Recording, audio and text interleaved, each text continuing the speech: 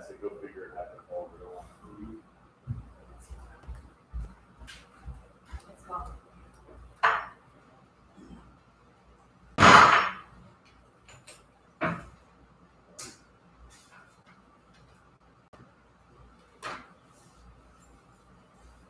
It's 8 o'clock, we begin the July 19th Commissioners meeting. We have a quorum present. We begin with the pledge of allegiance. I pledge Allegiance to the flag of the United States of America, and to the republic for which it stands, one nation, under God, indivisible, with liberty and justice for all.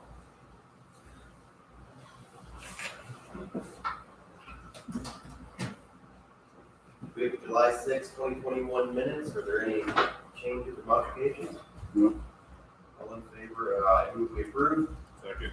All in favor, say aye. Aye. Motion carries. We have claims against the county, voucher expense report. I move that we approve. I'll second. Is there any other discussion or any changes? All in favor, say aye. Aye. Motion carries. And we have a payroll. I move that we approve payroll as presented. Second. Any other discussion? All in favor, say aye. Aye. Aye. Motion carries. Highway supervisor report.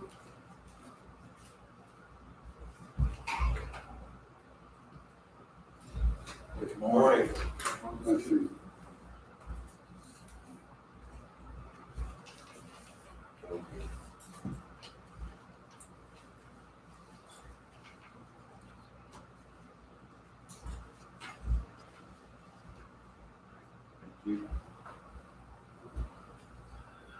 Okay. Item one, we conducted interviews last week for the two open positions that we've got. We had some really good applicants. Looking for them to start on August the 9th, 2021. And as the scheduling kind of hits here, what I'm looking at doing, we've got a couple of them that we want to select, and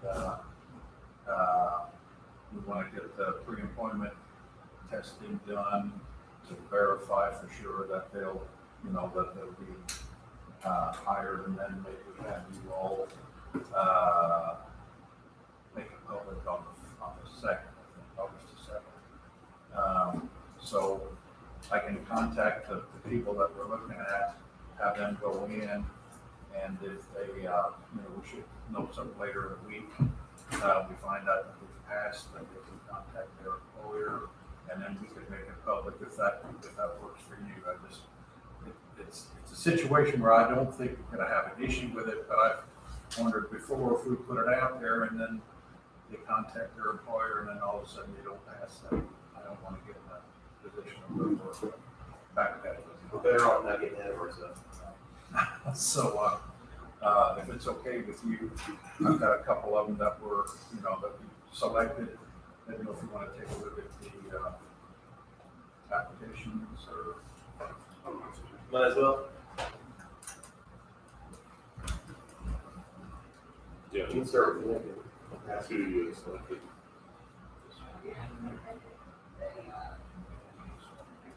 Talked to Martin on Friday, he took the interview and went well, so it's the direction you want to go. Yeah, I think they're two very good, very outgoing, aggressive. All good. Well, we're waiting. Sure. So did you meet these folks as well? Yes. And is this the new application that needs to do online? That's that they can fill out online? Yeah. Because I saw somebody fill one of these out for the first time this weekend for a different job, and I didn't know if that person had just came up with it or any marketing was working that I do want to.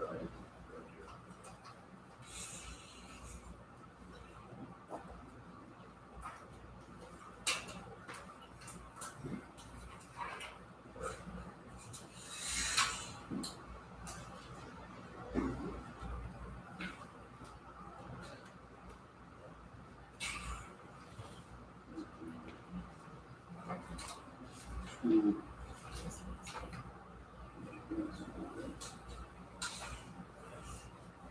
It doesn't give me here. Yeah.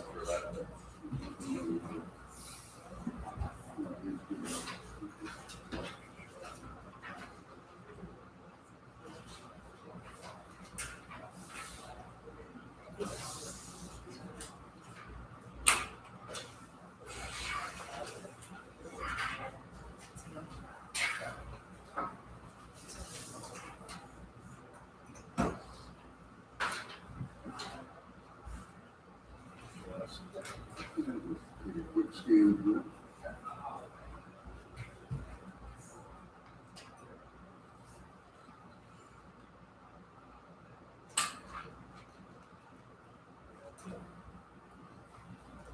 $6,000.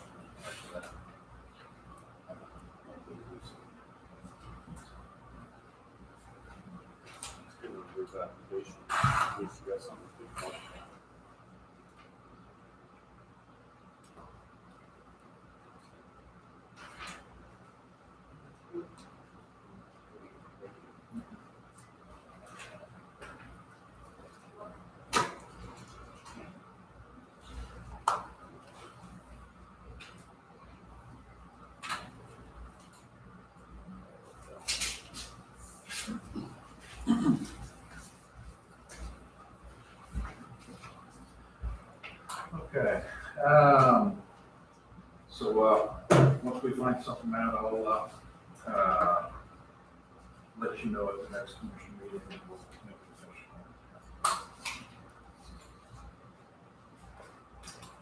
Okay, Greg, could you turn that up for me, please? off, Yeah. I think we can get by with it throughout this morning. It is a little loud. okay, I didn't know there was a meeting going on, sorry.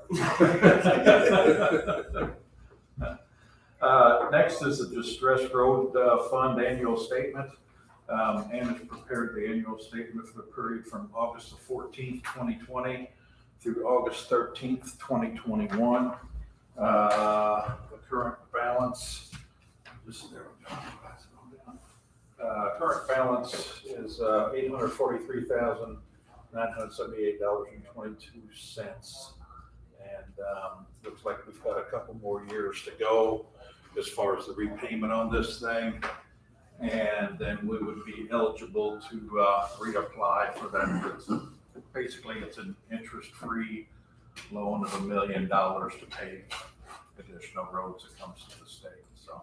And this started way back in 10, 20, or 11? Actually, I think when I was on the council, we reapproved it, and I don't know how many times it had been gone through before that. Yeah, This is our third loan.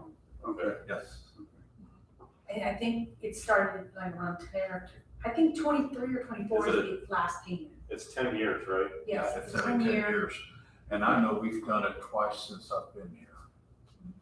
So, Yeah, and our record is number 3. mhm. So when we invest those funds, we get to keep the interest. Other than that, what's the point? I mean, you get $1 million up front, and then you get 10 years to pay it back, so every year we allocate 100,000. We tie all that up and we keep the interest. Yeah, I mean, seems like we earn the interest on it, but otherwise we're paying cash, really. We have to pay it back. Good enough, I guess. But then It they may do it upfronts. again. Yeah, it upfronts it, it comes to the state and council puts in 100,000 a year into the edit, you know, to repay it back, and any accumulated interest helps cut that 10th year Now, payment the off. first year, we usually use the interest to make the payment the first time, so depending on interest rates. That's been a while back, yeah. Didn't earn much now. It did back in the day, though. Yeah, it did. Yeah. Okay, so we just need to approve this annual statement. Yes. So I'll move that we approve the annual statement for the DuBois County Distress Road Repayment Fund. Second. Any other discussion? All in favor, say aye. Motion carries.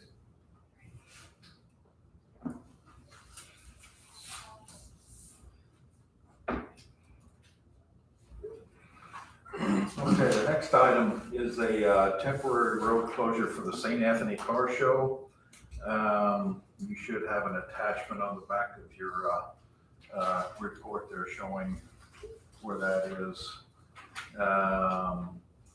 Basically, it's requesting a temporary closure during the annual car show, which will be held on August 21st from 10 a.m. until 3:30 p.m. They wish to close South Street from just east of St. John Street to just west of Cross Street. Also, St. Joseph Street from just behind the American Legion to South Street. This closure is in the event of an overflow of people from the car show. With your permission, I'll inform them of your approval, and they'll contact us for the proper signage and cones and that, all that for the closure. This is the same as they do every year. I don't recall, do they have a paper they have to sign, like a liability waiver for using the road that way, or do they not? I know we have one for the courthouse, I didn't know if we did for the road. Yeah, I think they have their own, and, you know, they've had, well, we're not held liable for it, but I think, Participants should sign a document saying that we won't be held responsible. Okay, thank you. Do residents along South Street, they have ability to get in and out? Yeah. Okay. There aren't very many there, but there are 2 or 3. mhm. I move that we approve the temporary road closure request. I'll second. Any other discussion? All in favor? Aye. Aye. Motion carries. Okay, I'll let you know. We also have a temporary road closure request for the Irish Road Bowling. St. Patrick's celebration is requesting a temporary closure during their annual Irish Road Bowling event, which will be held Saturday, September the 18th from 2:30 until 6:30 p.m. Limited use will take place beginning at the address of 5196 North, County Road 700 West, and continue south to the intersection of 500 North, where they then turn east and continue to the intersection of County Road 550 West. With your permission, I'll inform them of your approval of that as well. So the first one is completely closed and this is a limited use. Mhm. All right. I'd be in favor of it as well. And I guess with both of these two, if you'll tell them that whatever entry form they have, just remind them about that liability waiver that we have to be included on that. But in this case, I will move that we approve the limited use request by the St. Patrick's Celebration Incorporated. I'll second. Any other discussion? All in favor, say aye. Aye. Aye. Motion carries. Okay. Item number 5, Judy Broker had contacted me and she was making a request to open a road which it's currently not a roadway. This would be a stretch connecting the road that she's on, which is County Road 1025 South, to another portion of 1025 South nearing 600 West. And with their currently, I mean, it's not the road right now. I believe it was vacated a long time ago. The current landowners of that property are not willing to give anything to get that open. They don't want the people coming through their property. So it's remained a dead end road for a long time. And she's making a request to have it opened up, and thought I'd bring that to you. So really at this point, until, you know, another landowner would be in favor of it, there's really not a whole lot that we can do. But I thought I'd bring it up to you. I suppose if the board felt it was a dire need for the county, we could take actions to try to obtain the land and put it through. But I don't believe there's enough of a need that it's warranted. The other thing that I looked at, I'm trying to think if it was north or south from her property, but she has a long property line that would run north or south. I don't remember what it was, and it would go up so that you, I was just thinking, the one way would be continue 1025 Mhm. to over to 600, or you could go up the side of her property line to get access to another road. I was thinking that Would involve another property owner who might. a different route, right. If the county felt that there was a good enough need for it, I don't like dead ends necessarily. If I was a landowner or that other guy, I wouldn't want more traffic. They're part of it's a benefit and it's a negative living on a dead end. There's good and bad with it. Mhm. You're on a dead end, it's great. Nobody drives by, nobody bothers you, no dust. Yeah. But on the other hand, you have one way in and out. I don't think that there's enough need that would justify the expense to extend the road one way or the other, personally. I agree, I don't see much point in doing it. Okay. Yeah, and, you know, I read the letter, I understand her concern about the oil and that sort of thing, but there again, I mean, I think we do the best we can. Yeah. And, people need to understand, we have over 600 miles of roads out there to take care of. And, you know, we don't spend all summer on that one road. Mhm. I mean, it's an inconvenience for one day out of the year that it's there to keep the road in good condition. So, again, I don't like when they inconvenience me, when they One fix day. my road. One day out, But on the other hand, I want them to fix my road, so I understand. one day out of the year, once in a while. I mean, it's not every year. Mhm. Yeah, and in this case here, you know, the holdup was gonna be maybe an hour, you know, tops. There's, you know, good sunlight to get there to get it to cure up and dry up all the way, so, it's not, So is this one of those deals where the oil was down and there was sand on it as well? Is it one of those where, I mean, like I've had sand under my vehicle because we've done that on some of the roads, but is Yeah, that all there was to it or what was it? it's a fog seal that doesn't get sand on it, but typically within about an hour, it dries up and then it's a black pavement. Something a lot similar to 300 North, what we did there. However, you know, this was a chip seal overlay, so 175 East near your place is one that we did this year off of the Jasper Du Bois Road between there and 300 North. So it looks a whole lot like that, and you know, It was a fog seal over a chip seal. Yeah. Over a chip seal. chip seal overlay, and then It's asphalt, chip seal overlay. And now we put a fog seal. put a fog seal over that. Basically what that does is locks in that top layer. Sometimes depending on the gravel, it does raise a little bit of dust, but the fog seal locks all that in and it's not dusty anymore. And then it allows us to put our center line back to where you can see the center line much better too. So all in all, it's just a new wear surface that gets applied to an asphalt road and becomes black again, pleasant to the eye. Anyway, so When was the chip seal overlay done? over there, Not this summer.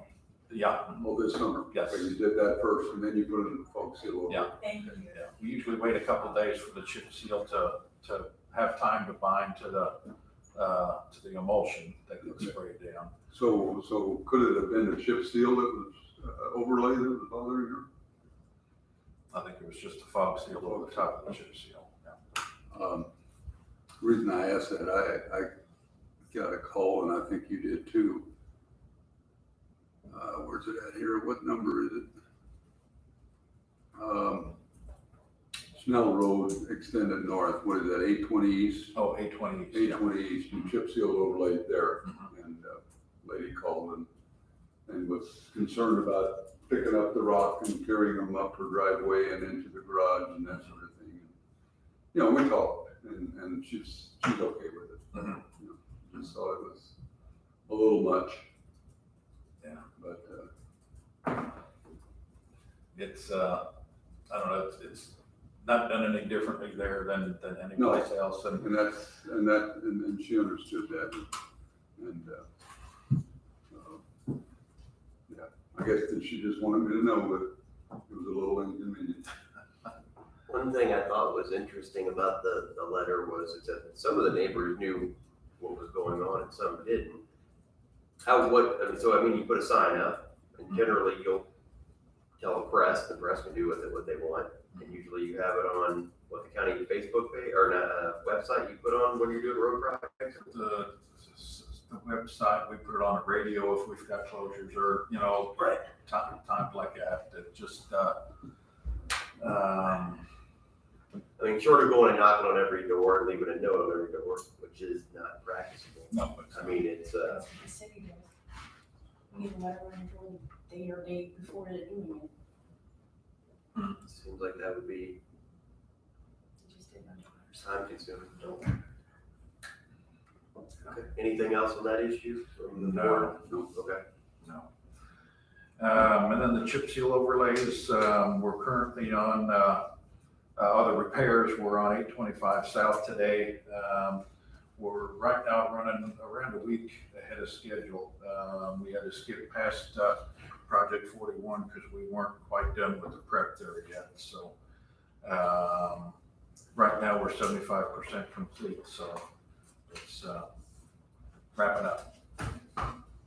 And then I have the asphalt bid sheets on the back of your Yes. reports too. So that's all I've got. You have anything to report for the engineer?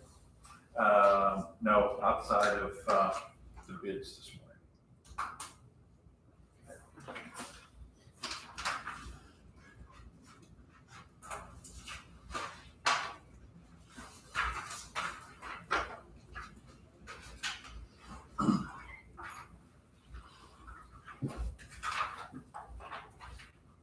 Morning.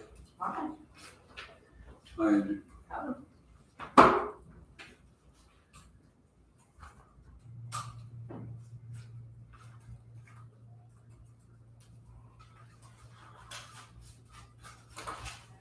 So on, I believe Friday, I think Friday around 1 o'clock, I met with the representatives from the hospital and with Ryan Young on our ambulance service. And I thought he was going to give us a updated budget because I had some concerns with, He turned one. when, He brought one in this morning? no Friday. Oh, he brought it in already? He brought one over there Friday before I left for the day. Okay. So I was going to say we could review it to, I can have him bring it over here. do we need to have it approved today or can we do it on August 2nd as part of our budget? They're their own budget, Okay. But we need to approve it. necessarily. I think it's a good idea to approve it because I mean, I can call him and have him bring it over, but Yeah. he did drop one off. He said he met with you and I met him in the street as I was leaving. okay, good.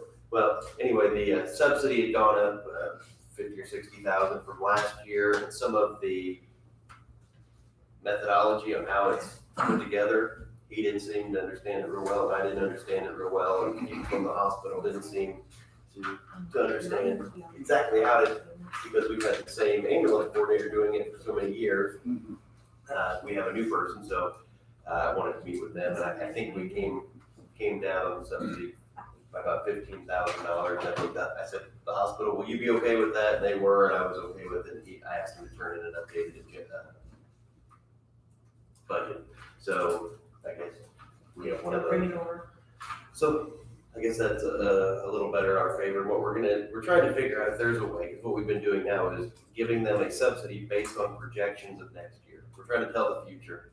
In some years, the county overpays, and in some years, the county makes out fine, because it's just a guessing game. And it's all based on losses they think they're going to have, direct benefit they have. There's just a lot we're trying to understand, so. What happens when you just be overpaying? Does it discount the next year? No, it hasn't been. Because, So overall, we've been in a better position. It would be nice if we could set it up that way. So we're paying actual dollars, and that's what Brian and I both want to. But as I looked at the history, we've been coming out ahead more often. Let's say there's probably years where we underpaid. So like the year we overpaid, over the last several, we overpaid by 35,000, but 1 year we had underpaid by a few hundred thousand.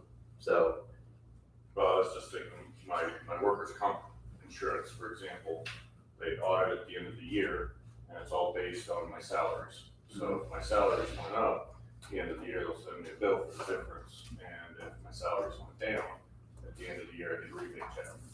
they're promising to cover you no matter what, you're promising to make it right at the end of the year. Right. That's what we do with our workers' comp here. And that's kind of the idea of what we're trying to do. We're trying to find a way to do actual numbers. So you'd almost have to do it that way. We're gonna guess at the beginning of the year, at the end of the year, we'll make it whole, or they'll make it whole.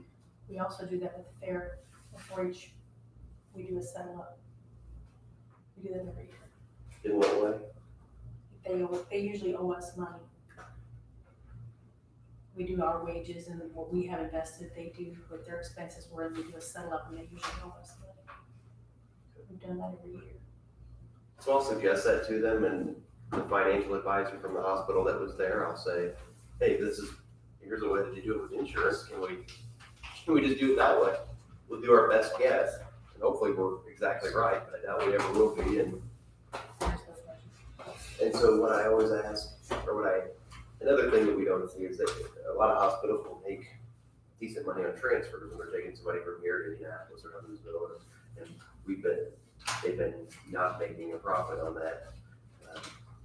So I think just having a new person looking at a new coordinator will get some different eyes on it. Maybe some things will be different in the future. But here's the budget. If you want to check that out, please, and we can see if we are okay to support that.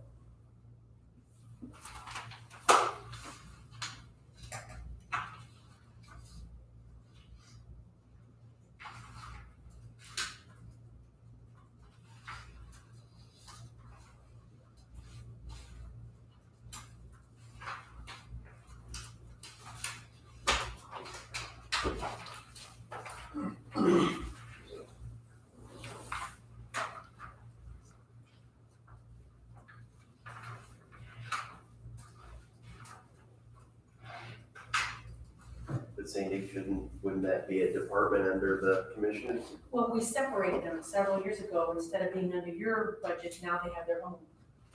When we took them out of your budget and put them into the code fund, then when the code fund closed, they brought them back, they made their own departments, what the council did. You can review it, that's not a problem. So unless one of you has a different point of view on it, I will meet with them in 6 months, maybe in December or something, and continue refining the process of how that subsidy gets put together. Now, Ryan and I had So at talked this about point, that the only- as well. Only difference, if you will, or the only big difference is the subsidy. Right. These other issues are. Right. Are, on the table. And we split their pay.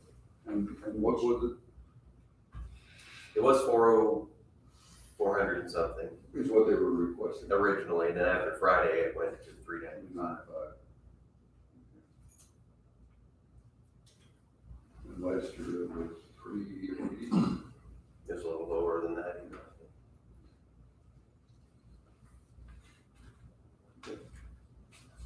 So I just would like to get consent from the board to allow this budget to move forward for consideration by the council.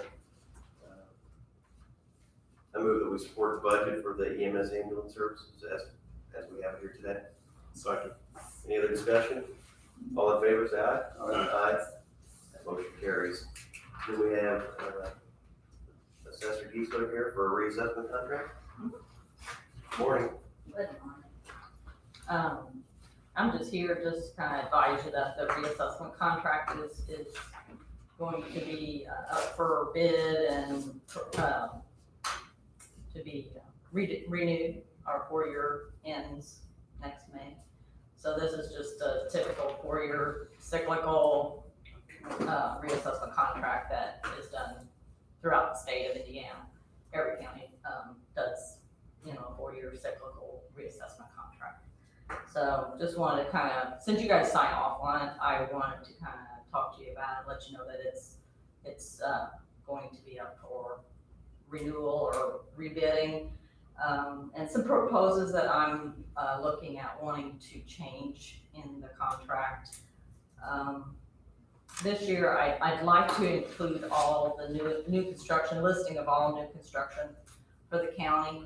Right now I have, my contractor doing the majority of it, but then I do have a couple part-time people that are listing, properties in Bainbridge Township and Patoka Township. So I would like to get that all under the contract and reduce my part-time, help, for the department.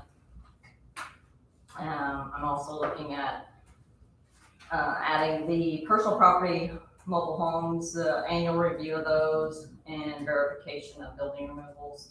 And this also is, part of the part-time clerk budget that I have in the office. So I'm looking at getting all my site visits that are done in the county done by a central contractor, not having it pieced out to all these individuals. And I just feel there's gonna be more consistency, and I will know where, when someone's going out to a property, I know when who's going and when they're going, and,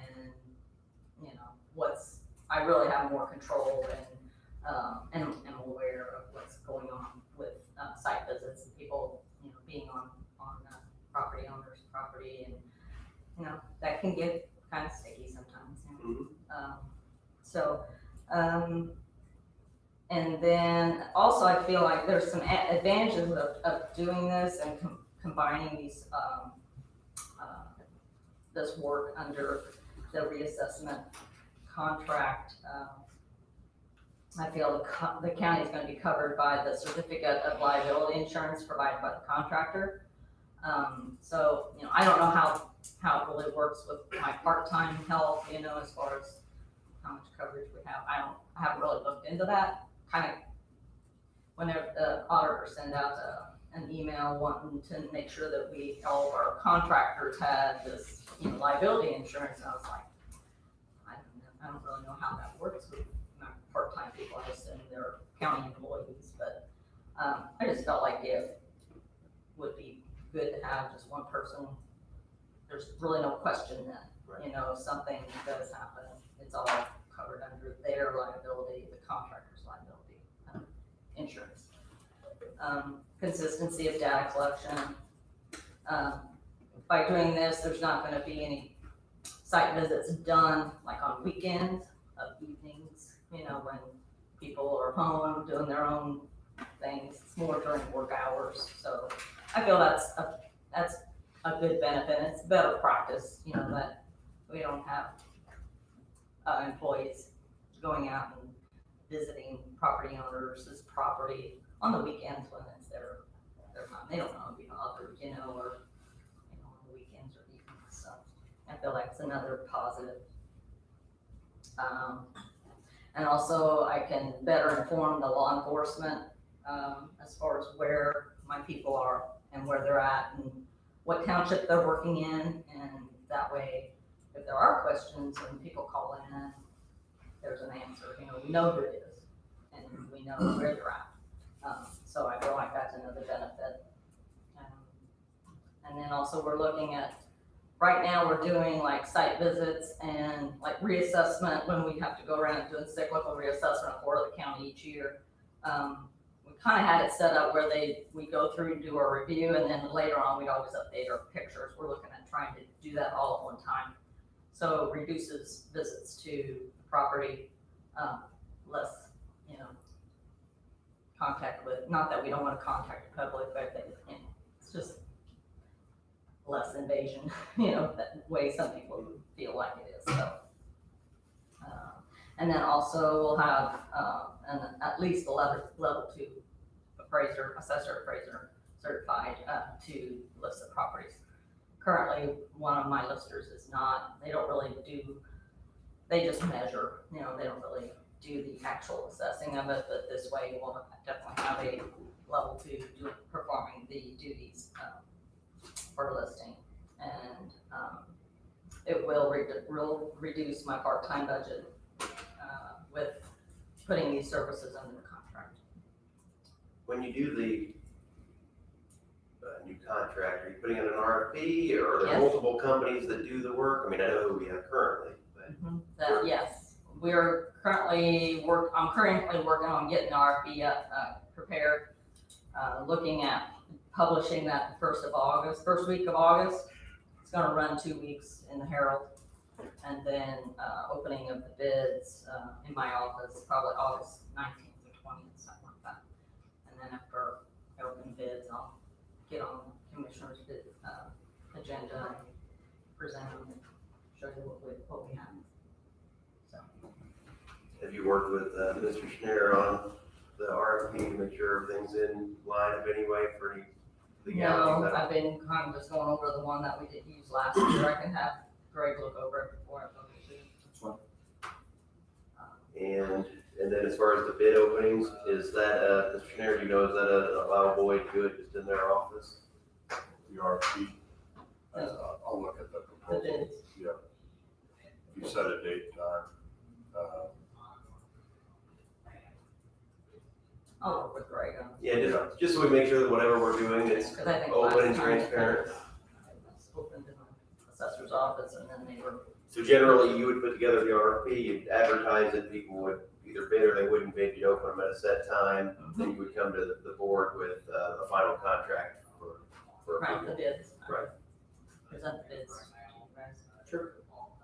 On new construction, I know that's always been kind of a difficult, sometimes a difficult process to identify where the new construction is. I know that they're legally supposed to fill out a notice when they do that, similar to a building permit. It's not the same, but similar to a building permit, but they don't always do that.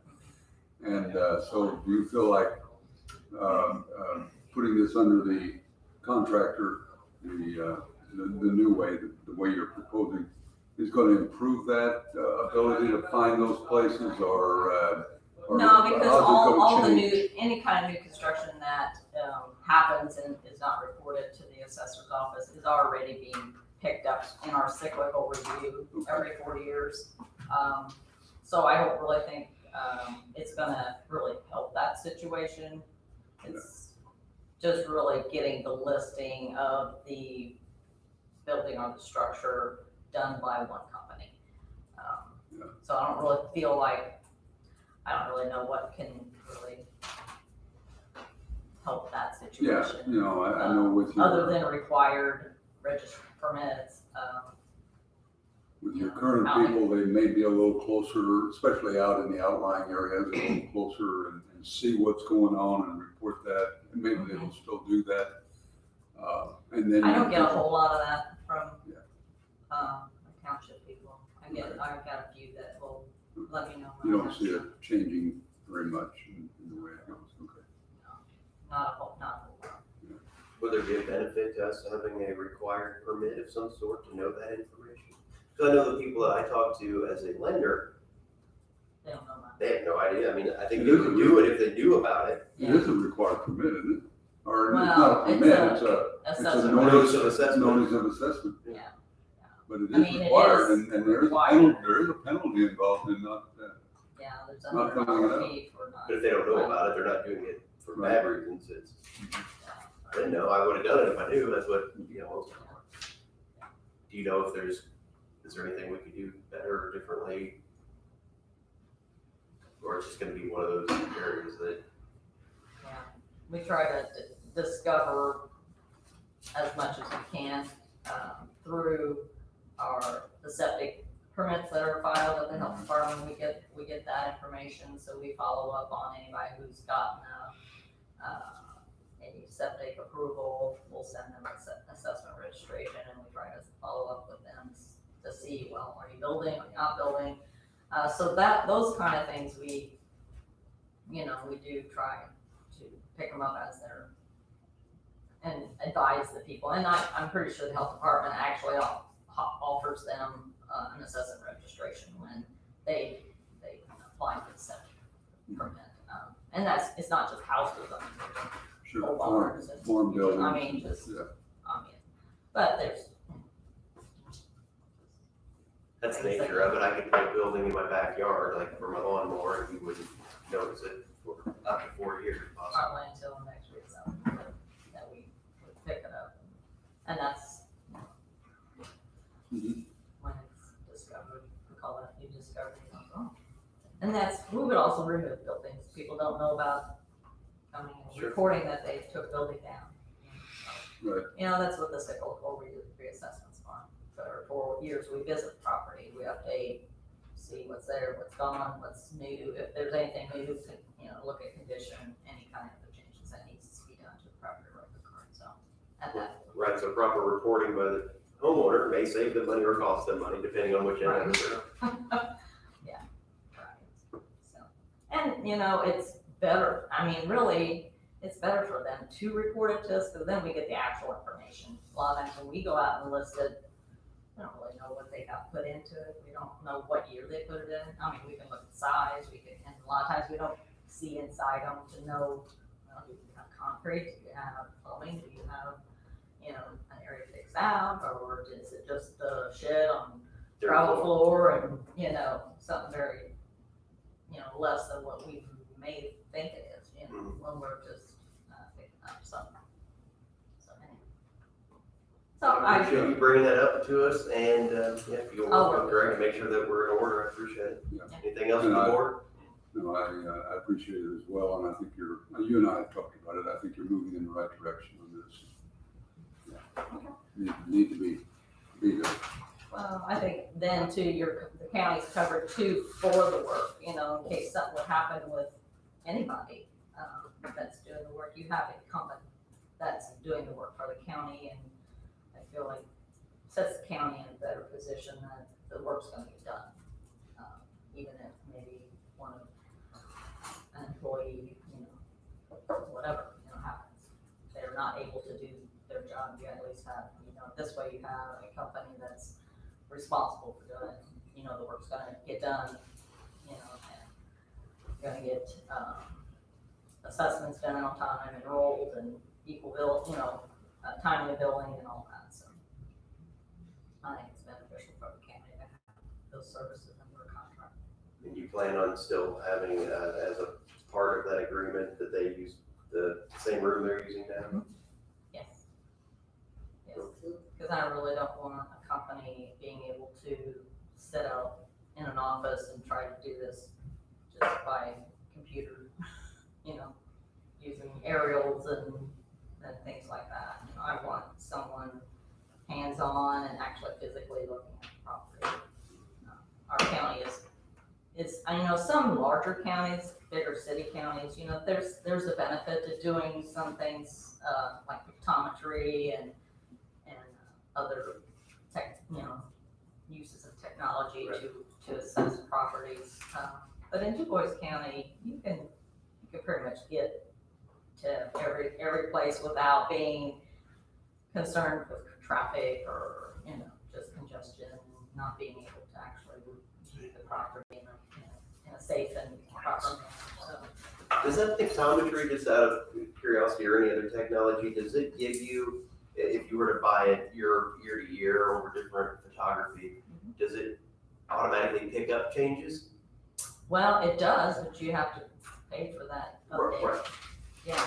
I'm saying it will look and say, okay, this structure is on the same parcel as it was last year, but there's an What I odd know of it, I don't know all the ins and outs of pictometry. I don't know if it will just like generate a report and say, oh, this property has changed, go look at it. You know, I don't know that. I don't know the specifics about it. But, I know because they did contact me, a company contacted me when we had COVID relief fund. And I think they contacted a couple other agencies in the county about possibly wanting to get that into the county using the COVID relief money. I've used it in other counties and it's nice, I guess, but it's, I don't know, it's worth the expense from what I've seen. That's kind of my opinion, especially for Du Bois County. I just feel like, you know, you can pretty much drive in any property in 10, 15 minutes, you know, if you need to go look at something. And, you know, so I don't know that it's worth the expense for Du Bois County. All right, well, anything Okay. else? Thank you. You're welcome. Okay, it's 8:45. Mr. Schneider has resolution 2021-29 regarding pedestrian and bicycle trail grant plan. Yes, it was brought to our attention that in order for the state to move on with the funding, that the plan needed to be adopted and approved by the participating entities. It was determined that the resolution by the county commissioners was the best approach to do this. I forwarded to you a copy of that plan, of the draft plan, and a copy of this resolution, a couple changes I discussed earlier. So agreeable to the board, I asked your consideration on 2021-29. Okay, so I'm going to tell the board some thoughts I have, and hopefully you can tell me your thoughts on it. So as I reviewed it again this weekend and looked over the 150-page plan, my initial thought is I don't want to sign this, or I don't want to support this because here's some of the reasons I had. And the other part of me is hoping you can convince me why I should sign it, because I'd rather there be consensus among the board. But here's the things that I don't like about it, that it's, the plan says it's upwards of $70 million, and I understand that's over a long period. It says it may demand large portions of the county's financial resources. They suggest that we establish a county department with responsibility for promotion of the countywide network. It talks further about that we should develop a page on the county website specific to bike and pedestrian network, develop unique social media pages in coordination with other agencies on promoting the system. So I'm thinking the plan is too big, it's too much, and it's not practicable or practical in any way. So part of me thinks, well, it's just really over the top. I think it's too much for what we would ever possibly do. So, and I can't see myself supporting anything over the years that I've got left here that would say, I'll put $1 million towards this instead of $1 million towards the road at the highway department, or some other project. I guess priority wise, I wouldn't put many of the things on here as a priority over other things. So those are my initial thoughts on it, but I'd love to hear why I'm wrong and why I should support this. From my standpoint, I think the plan's pie in the sky. And it's not necessarily ever all gonna get done. But without a plan, there's certain grants that are unavailable. And I think if the state of Indiana, for example, has a $1 million grant for trails, and we have this plan, we can take something off that plan and do it and get it done. If we don't adopt this resolution and we don't adopt this plan, we can't do that. So I would tend to agree with you. I'm not gonna take $1 million away from roads and put it towards a trail somewhere. But if the state of Indiana says, here's $1 million, the only thing you're allowed to spend it on is a trail, I'd gladly take it. So that's why I would support it. Yeah, and I would agree with that, and yes, there may be some things in there that you mentioned, for example, that are suggestions, recommendations that we may not completely follow through on. But as Nick said, to be prepared in case something comes our way. I don't see the county spending a whole lot, and in the near future anyway, spending a whole lot of money on this, if any, but except to be available if grants come along. We discussed briefly the Ready Grant, for example. Is that something that could apply here? Maybe, but without a plan in place. And the other thing is that I like about it is the coordination, or we're working together with the municipalities on something, and just having that in place presents an image of Du Bois County as being not a single unit, but working together. The county and the municipalities working together on projects that are encouraged in many, many ways. So I think it's a good thing. to have the plan in place.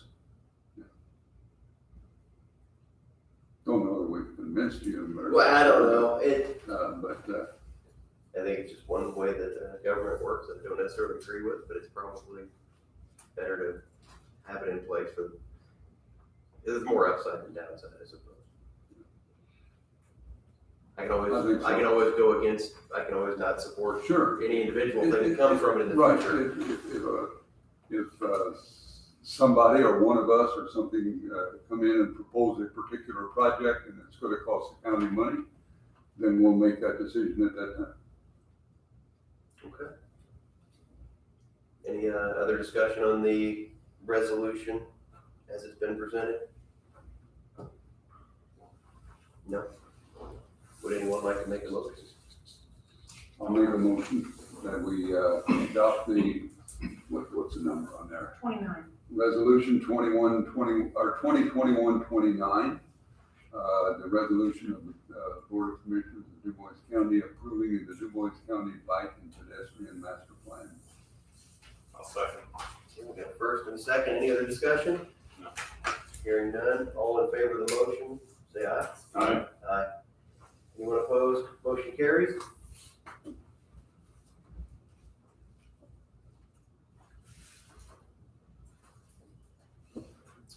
Okay.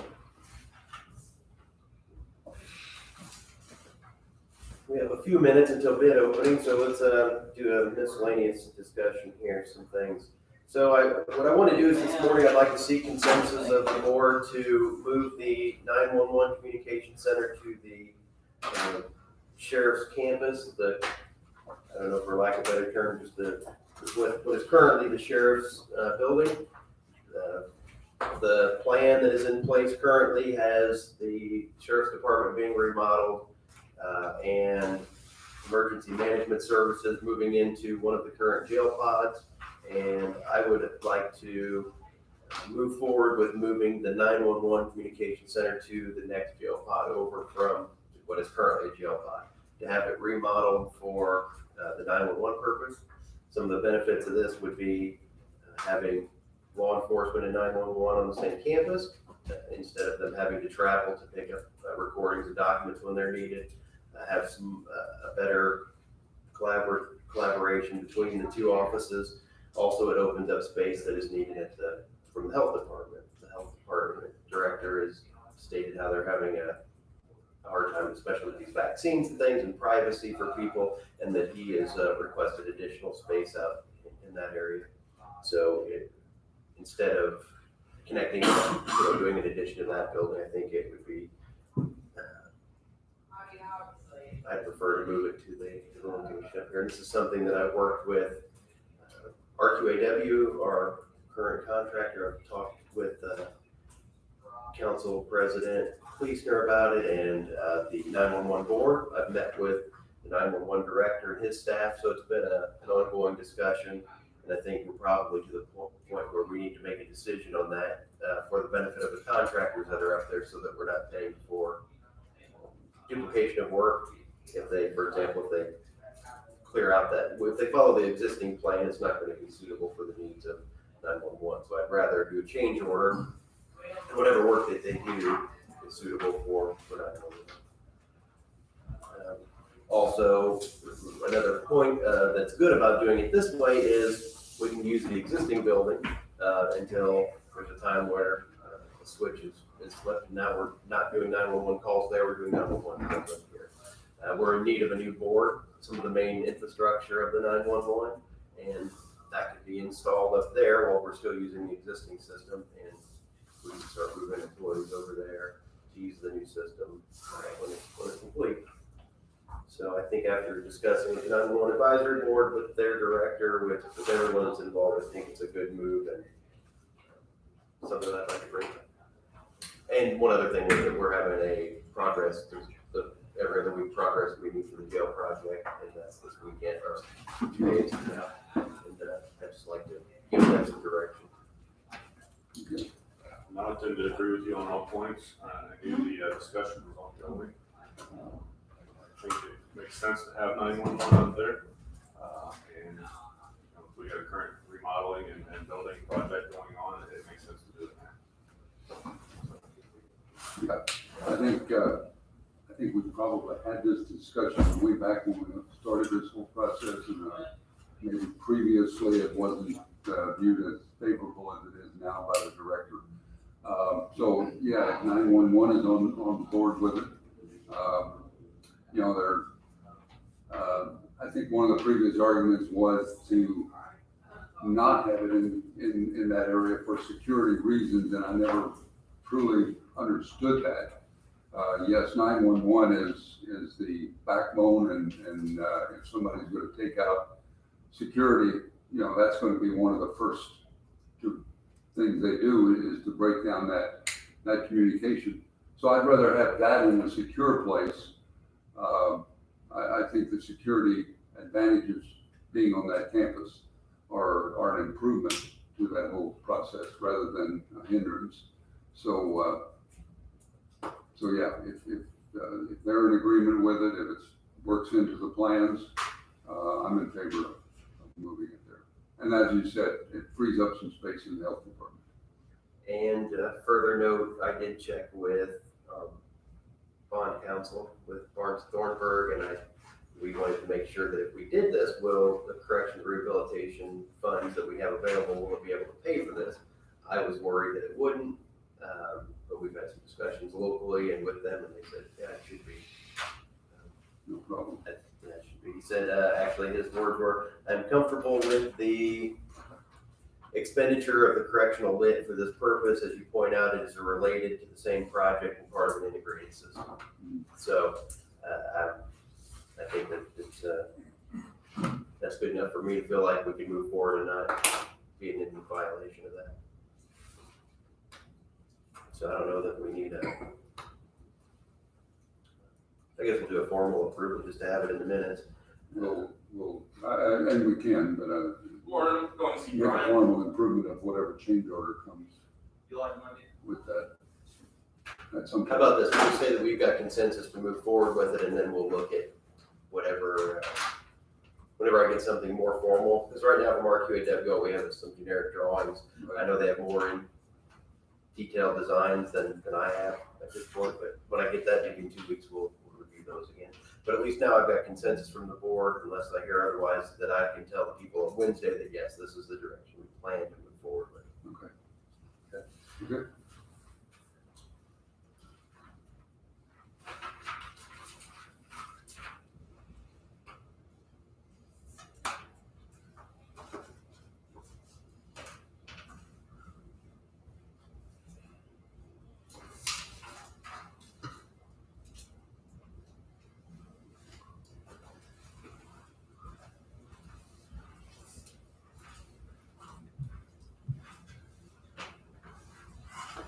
Greg, if you had a chance to review the matrix integration Mitel solution for the community corrections and sheriff's department? There's some ongoing discussions on that I think I'm working with Shireman on. I haven't looked at it, yes. But as far as the process that we go about it, you're talking about the add-on for new phones and everything else, is that correct? Right, so we had a contract that had a phone solution at something in the $30,000 range, and then they looked and found some technology was lacking with switches, and now it's a $45,000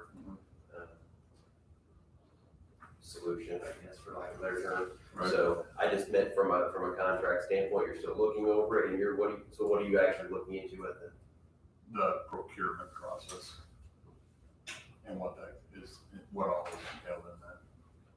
As far as if that's part of the justice project or if that was a separate project, I reached out to Shireman for that answer.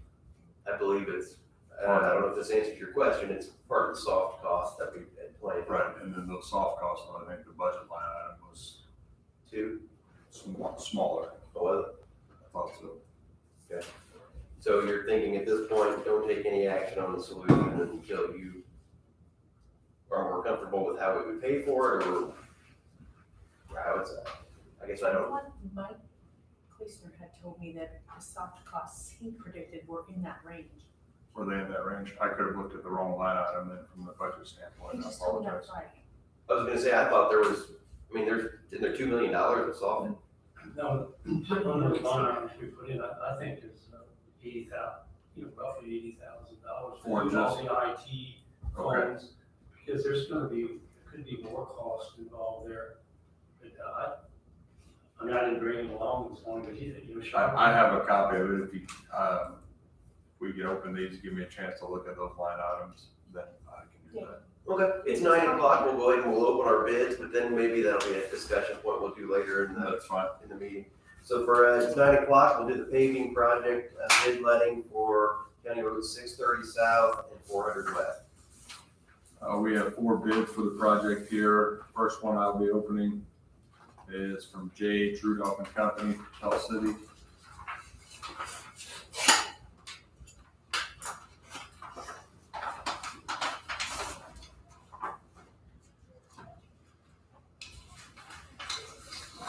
You want to look at what they're proposing, see it, or did you guys get those? I looked at the document you sent us. I looked, is that the same as what It should be, we were sent? I didn't remember we got it. Total amount of the base bid is $199,565.85. 199,565.85.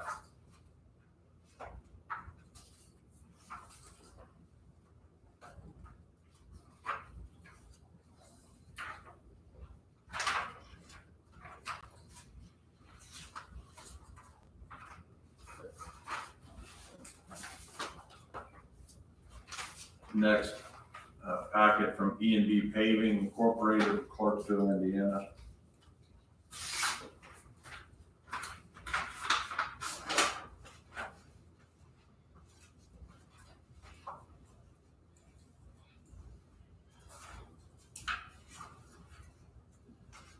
With a bid of $221,700, 221,700.00.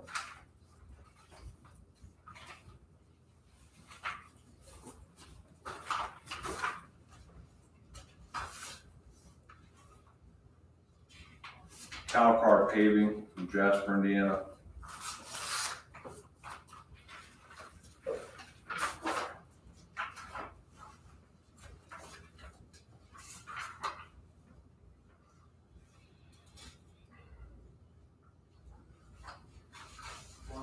Bid in the amount of $215,168.30. 215,168.30.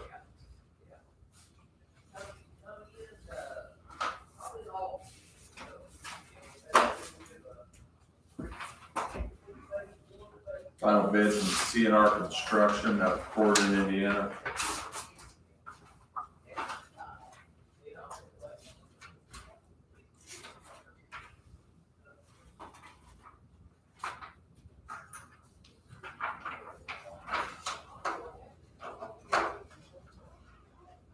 Bid in the amount of $190,178.90.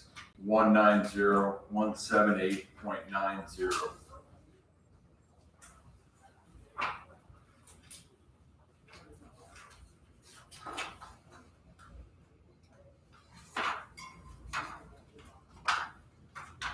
So the bids will be taken under advisement and,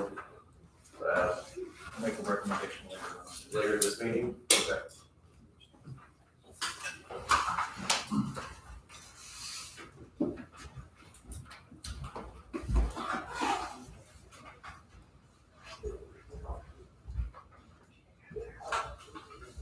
Anybody need a break at this point?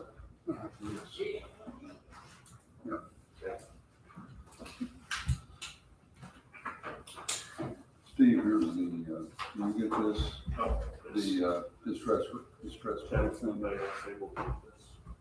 Yes, Steve, we will need a copy. Steve, I'll need a copy of that. It goes back to the same argument we have every time, that they're already managing the systems, they're already managing the systems, they're already. I feel the same way every time. You'd send it to me in. I don't like it, but I understand that argument. I thought it says. You hate to have 3 different people's hands on your technology, eventually. I probably looked at the wrong Hey, we have a problem. No, I didn't, that's the other guy who did that thing. So, We told you if you would've went with us, we would've. Yeah, this scenario might be a little different. It's all one building. You know, still be higher. I'm not saying we would. Another bid might come in, like, it might be like the baby bid we just got. It might be- The, quote. Oh, the existing people that are doing the phone system, this is Sheriff of Frontier. these are the items The here. Frontier doesn't even service them, they couldn't get in touch with them. Do you have, did he give you the rest? I didn't even know Frontier sold system. Or, so I guess they used to, but Sheriff said the track. Crickets. Like, actually, I know they do this type of stuff, but I don't know what scale. Well, we had that bid the last time, and the technology wasn't up, it was old technology. I think when it was, A lot cheaper, but it was not, I mean, But if we're, but this system, So your county. what they're proposing now will hook up to us, while all of these will have the same 2022. system. all I did was straight. They'll have, they'll have all So the you features can we see have. it for $920, there's nothing. Yeah. I get it. And I think. Good morning. Good morning. It seems like it's on point.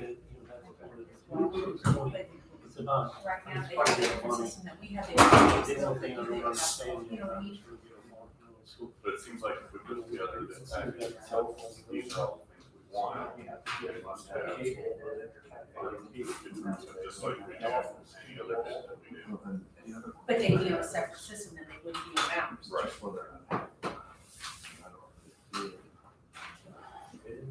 I wanted to make sure. When we added the highway, that brings up whole new line, So one, I looked we at can it. direct out.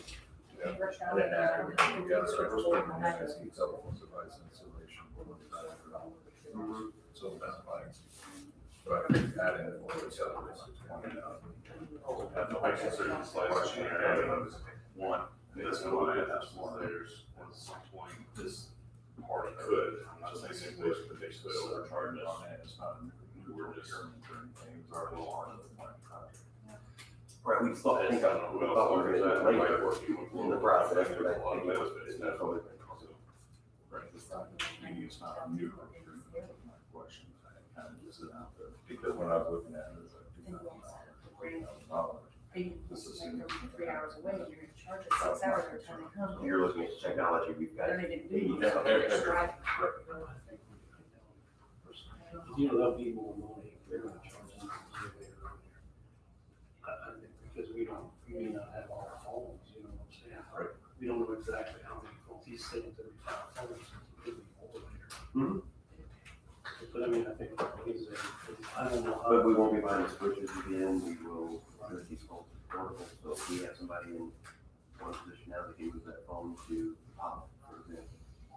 I can take my phone out. So then the other question I have. They'll know it's me, my number will follow me. Here, because if it's already part of. We don't have to reprogram anything. Whether if it's a change. Like this phone, I can take across the street The and reason know I it's that number. bringing it here is because it's a new it's a contract. And there's So just benefits to it in a way. That's really how we the ones doing it versus the building corporation. I think everything that's off cost, we are kind of doing on our own, you know how that works? I mean, I thought that's what it would be, it's just like if we need something, you know, for instance, later on, you know, you buy a desk for somebody that. Or anything, it's really trying to hold it down. It's a, you know, like waiting room chairs, like we use those, or, I don't know how it's. Well, if this is one of the budget, that's what we have out there. I would hope everyone will be, but we don't know. So I- so what is your guidance? Do I get the board to sign this contract, or do I hold off on it? I think we do that. I think we do. Just to get them scheduled, I I think think, you the longer you wait, the longer they have, you know.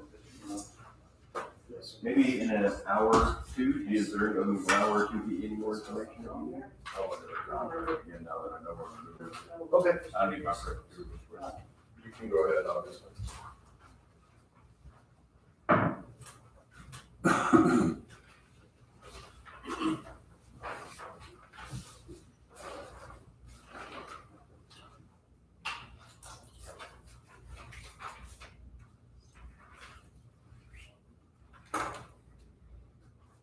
so ready grant submissions, let's discuss that briefly.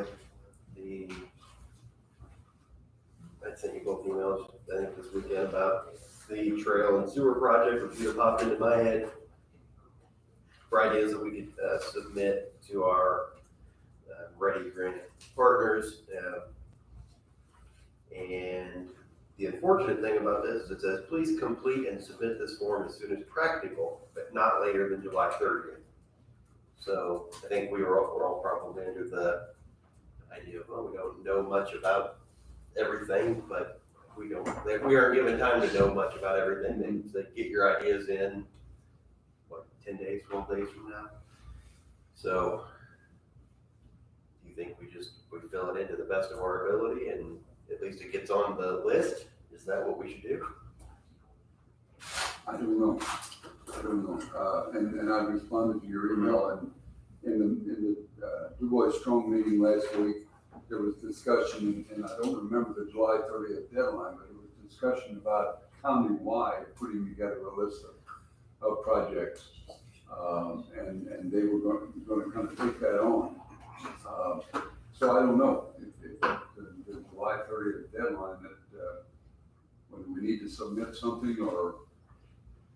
Right, so what I can say is I can contact Ed, for example, and Jeff, Jeff Weil, if that's what it takes to find out, get a little bit better understanding of what we should be doing in the county. Or we can just go ahead and submit it and,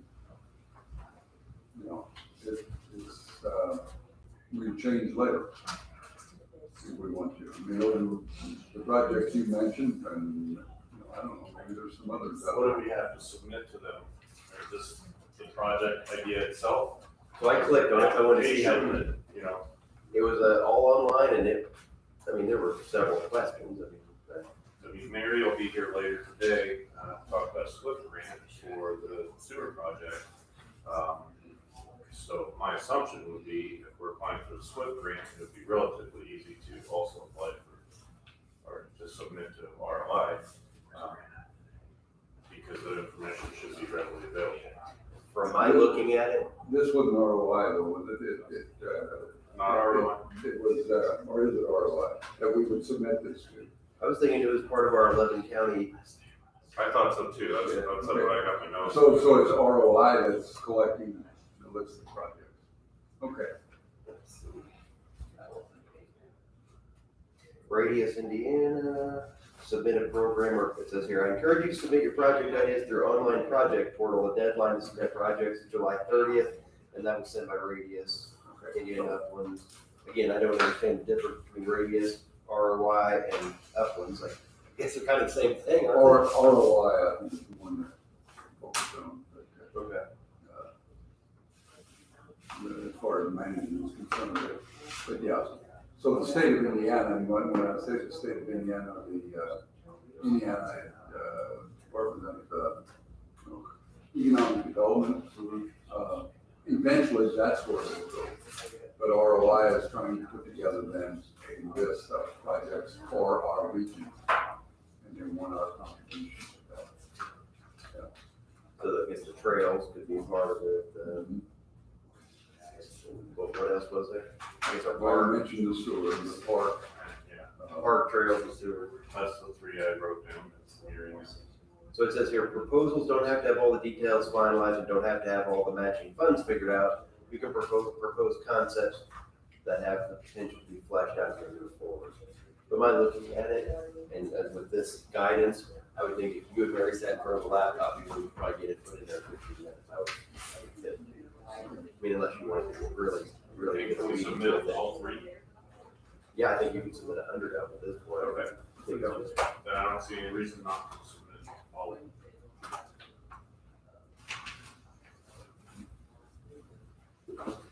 So we take care of the sewer one? Yeah. And then, the bicycle one, will you do that one? We re-email that link, just so it's about the night. What, I mean, I'm gonna say, you can do that, take other than listen. They just have a bunch of questions you have to answer. some of it. Yeah, I haven't- What county is it? What's your name? Who's the lead on it? And they have some paragraphs that I guess, empty space where you can fill in what you're expecting, from the project.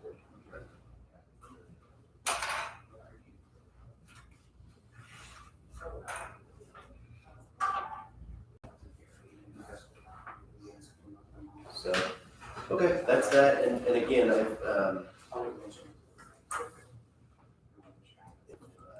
if there's anything we need to contact, Ed or anybody else with, that's fine with me, but I just don't want us to miss the deadline, and I know July 30th is gonna be here very, very soon. And where was that email?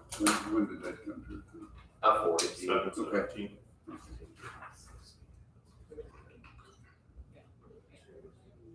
Seven 17? I got one from July 15th here. Okay. Okay, here you go. There you go. Okay, it's 9:15. We have, Coroner Shook here with the coroner new position. Good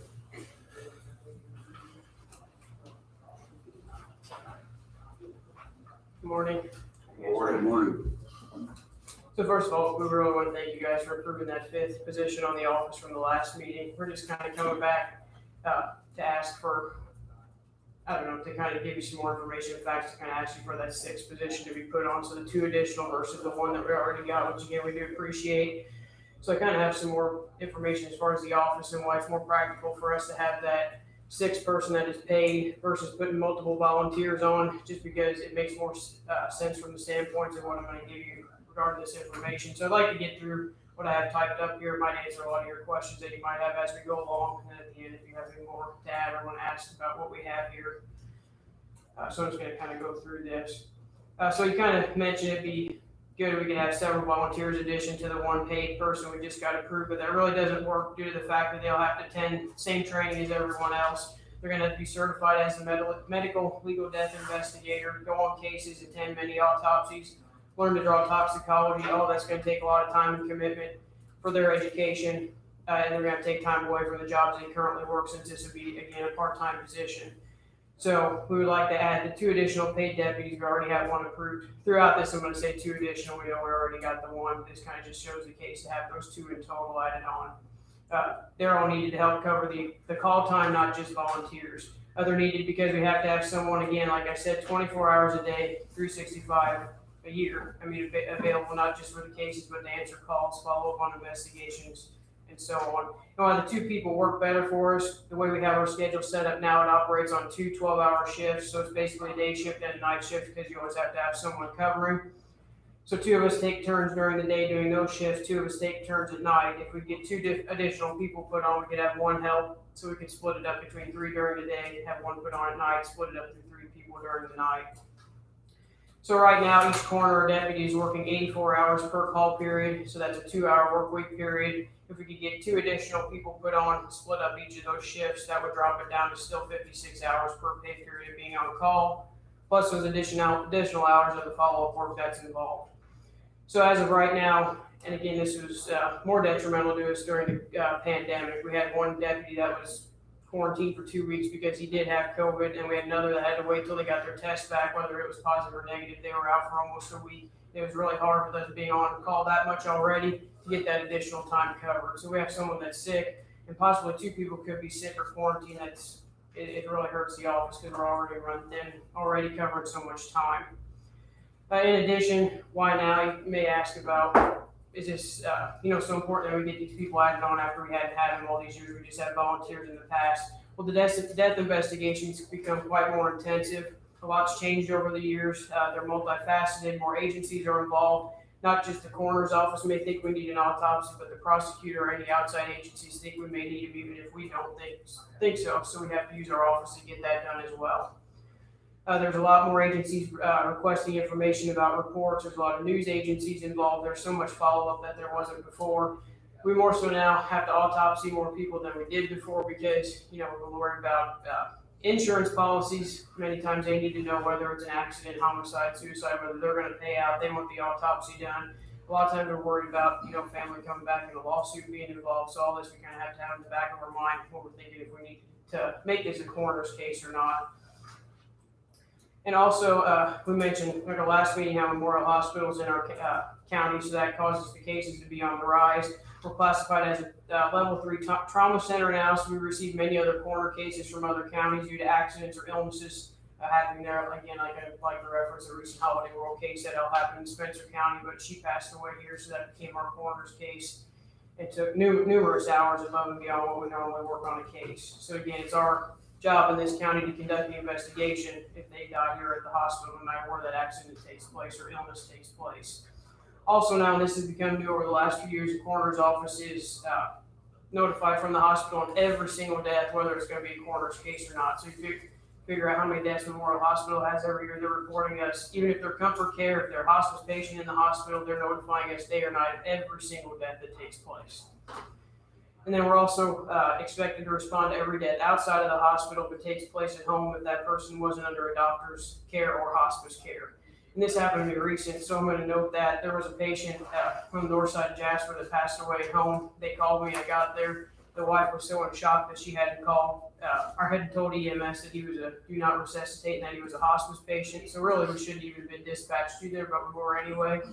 I contacted hospice at that time for them, and they said, well, can you go ahead and cause a time of death so we don't have to, dispatch someone to the house for our agency. So I did that, waited on the funeral home. I mean, it was from like 2 in the morning till 6 in the morning, and it really shouldn't even been a coroner's case. So we're expected to respond on these cases that really, they're not even coroner's case, but out of respect for the family, we're gonna hang around and, help them through it. So those are just kind of things above and beyond that aren't even included in our normal time. And then granted, there are times during our 12-hour shifts we don't get called out, but again, even if we don't get called and we're still on call, we're required to respond on short notice. You have to stay within the county. I mean, you can't really go out and do a whole lot because you're always expecting in the back of mind you're going to get called. So it really makes it hard to plan anything because of that short response time that is expected of us. And why that is important as far as a county perspective, a vehicle accident on the roadway that can shut down that roadway for numerous hours. They're waiting, they don't move the body, they wait for us to respond because we're in charge of that body in the death investigation scene before the police or anything are allowed to do anything, call a funeral home, get that roadway back cleared. Again, that can hold up things in the county for a while. Also, when an ambulance responds to a residence, they wait on us to get there and sign off before they even leave. And many times they will even wait for us and wait for funeral home if they need the help. So that holds up an ambulance in the county for quite a while, or it could be numerous hours. And if we're down an ambulance, that can cause a lot of problems. And then also, these are some other things many people don't really think about, but with the death investigations, we're really putting ourselves in that high-risk category with contagious disease, biohazard contamination. We're coming into contact with especially the opioid epidemic, but the drug epidemic in general, with different drugs, including fentanyl patches, different fentanyl powders, all that. If we don't know how to handle that correctly, again, if we just get volunteers, anybody off the street that's not trained to come help us, they have to be trained in all this, so not any harm's done to them or whoever else is involved in the investigation. And also, there's a lot of heavy lifting involved in moving individuals from one place to the next, or sometimes in very unruly situations. Maybe need to move from upstairs, outside situations, in the yards, and so on, because we're dealing with a lot of accident scenes, and how to stay respectful to those individuals while we're doing all these, doing all the moving of the individual. Again, everyone needs to be trained properly on how to do that. And with the population becoming larger over time, it's becoming more of a challenge to move these individuals, so we need to know how to do that correctly. So it's just all kind of information would like to add to show how these individuals need to be trained properly, so it'd be more feasible to have one person we could get that we trust and get trained and have them put on as a paid person instead of getting multiple volunteers. Because how do you get all those people you can trust and are going to be able to do all this and become knowledgeable, that they're going to stick around for a long time. And again, I like to go back and add, nobody really wants to do the work for free. I mean, they're more apt to do a good job and be trained properly if they know this is going to be a position that they're getting paid for routinely. Then again, if we added 2 additional deputies, again, we're asking for 1 more today, but 2 in total. It's only going to make our payroll for the budget of 6 people $53,000 a year, again, to investigate deaths 24/7, 365 a year. So for basically what's a full-time office, it's kind of a small payroll for 6 people. And again, like I said, I want to thank you for the 5th person, but we're really trying to get that 6th person put on to help us out. So we approved The the 5th. budget last time. Right. So we'd have to change the budget. Well, I don't necessarily know if the budget was approved because we put in for these, well, that's for next year, I guess. But this person, we're more so asking to be put on next year's budget. We'd like to be able to look for them and get them trained in. It's gonna take us that long to get somebody trained. Dave, we already had on staff, so that volunteer is moving to paid, so he's ready to go. That's who we asked for in the budget for this year. This person would be for January 1. We just are gonna need this time to find someone, and we waited to look for someone because it's kind of better if we can tell them they're gonna be paid or not, so. I don't think our 2020 budget's been approved yet. She's got that meeting in August. No, I That's didn't for know. 2021, 22. I'm talking about 22, I'm sorry. starting the following year. This, we have not done the additional, we're gonna do that on August 9th, August 9th. Okay. But I had the 2 people on for next year's. Right. Right, because you're waiting, because we can always take it off. Yeah. So you put in for 6 people in 2022, Right, correct. so she's got it there. They just haven't approved her or denied it. You just have to create the position or she can't have it. Mhm. And then we're gonna So do currently an there's 5 additional. total positions. But we're waiting to see on the 5th when we can They start can't paying pay the them. 5th one until they approve the additional on August 9th. I mean, it's created. You If guys they're have gonna created have it. a- That person's created, yeah. You just have to create number 6. If you create that, then they'll approve it, work on the approval on August 9th. Tell me again, just this one individual additional person, what is the budget impact of this one person, this part-time? Right around 6,000. And so I believe, I apologize, I don't recall exactly everything that was in your budget and in your request last time, but there were pay increases for the staff, right, Right, for next year. for next year. At $1,000 each. So it's not a giant amount, Right. but it's, so their hours will go down and they'll get a small pay increase especially if we bring another person on. Right. So, not that that's necessarily a bad thing, I just wanna make sure I know, I got Right, a full exactly. picture of what we're doing here. Yeah. Commissioner Brown, you have a How comment? many volunteers do you have working for you? None, just None. Dave Mitchell, which we were trying to move into the other position. We've lost 2 or 3 over the past year that moved out of town and just have stepped down because of family issues. Ideally, how many should you have? You don't. We'd like to have, If you didn't have either one of these new positions, either one of them, and, because that's what you had previously. You had 4. yeah, previously. right. And to make that work, how many volunteers did it take to make that work? Anywhere from 2 to 4. Okay. And it was really hard with them being volunteers. You call and say, hey, can you cover this time? And they're like, well, they just won't answer their phone, or they got other family commitment because they're not expected to be on the schedule. If the person's expected to be on the schedule, it's a lot easier to get them to. And the Help, difference obviously. between a volunteer and a county employee, of course, is, first of all, the salary. Yeah. The small salary that they would draw. Because when the volunteers were called out. That's the only time they got paid. They didn't get paid that for was any the of their only time call they got time. paid. Yeah, Right. they got paid, so. So they could be covering 24 hours and not get paid the at all. The work is going to cost basically the same. Mhm. It's just that salary Right. that you're talking about, along with the increases that you mentioned. It's basically getting the time that they're on call covered versus not getting paid at all if they Yeah. don't get called out. So if we bring on person number 6, he's gonna have he or she will have a regular schedule. Right. You're expected to be on call and available for these time periods every month, and for that, you'll be paid $500 a month. Yeah, and it's not an option.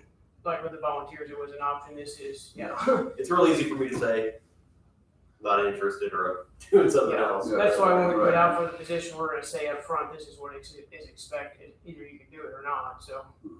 And there's no additional costs as far as insurance and perf and all that. It's just a flat part-time employee job About 6,000 a year. 6,000 a Yeah. year. And they're still gonna be on call 56 hours every pay period, which is quite a bit of time to just sit around. Like she says, we have to stay available because when the ambulance is called out, they're taking out of service until we're responding to get there to relieve them.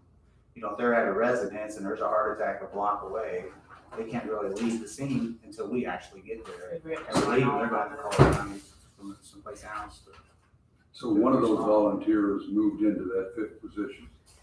Well, Yes, that's They what we're will gonna as soon do as with council this. They will, assuming. Pending council approval. Right, yeah, he was trained and The ready to go. sixth position, do you have a volunteer that'll move into that, or No, do we you don't have any other volunteers right now. You don't know where you'll get that at No. this point? Because we were just waiting so we could tell them what they were, Sure. what their responsibilities would be. Are you looking for part-time work? Is it be something to throw out?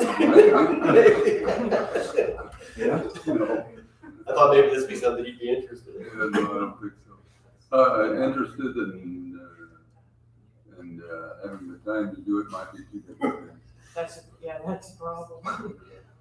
There's probably a lot of people out there who think they would really be interested in doing our job, but if they go on the deaf scene with this one time, they change their mind pretty quick too. Yeah. It can be. Yeah, no, I didn't know whether there was a progression, whether you had somebody that would, Right. And what we'd like to do, But- once we can find somebody, we can go ahead and get them sent to the coroner training for this year, so they'd be ready for next year, because they have to sit through that course, and then the board exam is it's extensive with the parts that are involved in it, so. who funds that training? Indiana, We fund? no, the Indiana Coroner's Board, they fund the training. Okay. We just a lot of times will fund the night for the person to stay, they might fund. I think we have to pay for the hotel and meals maybe.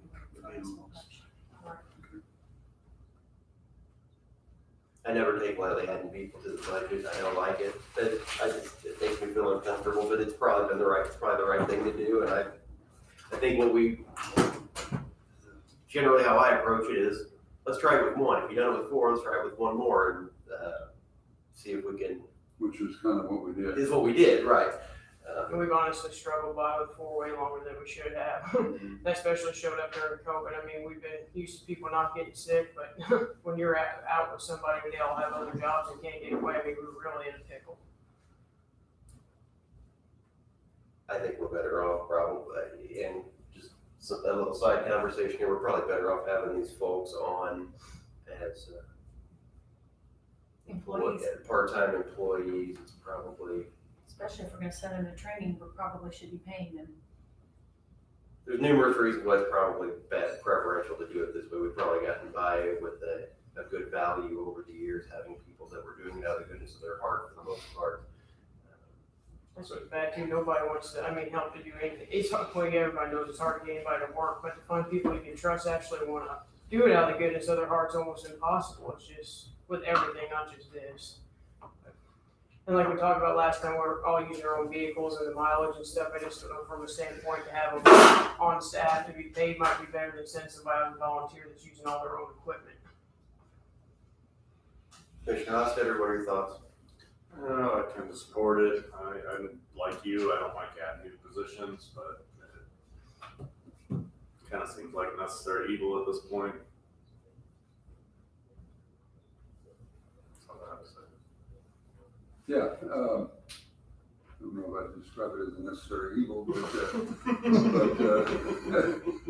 but yeah, and I think I've made this statement before that we don't want to add new positions unnecessarily and inflate the county force unnecessarily, but we've got to face the reality that, this is not 1970 or 1990 or even 2000, and things change and requirements change and so forth. So yeah, bottom line, I think it's going to be the right thing to do, and the fact that they're back asking again tells me that they really feel like this is a necessary request. It's not something you're asking for just to see whether you can get it.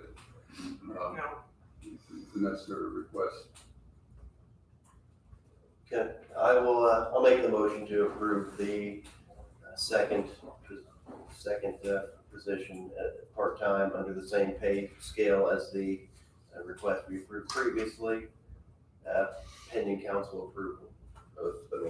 We will create the position and council can do with it as they wish, I suppose. Yep. So that's my Throw it in their motion. lap. I say we'll throw it in your lap. I've got a first and a second. Is there any other discussion on the issue?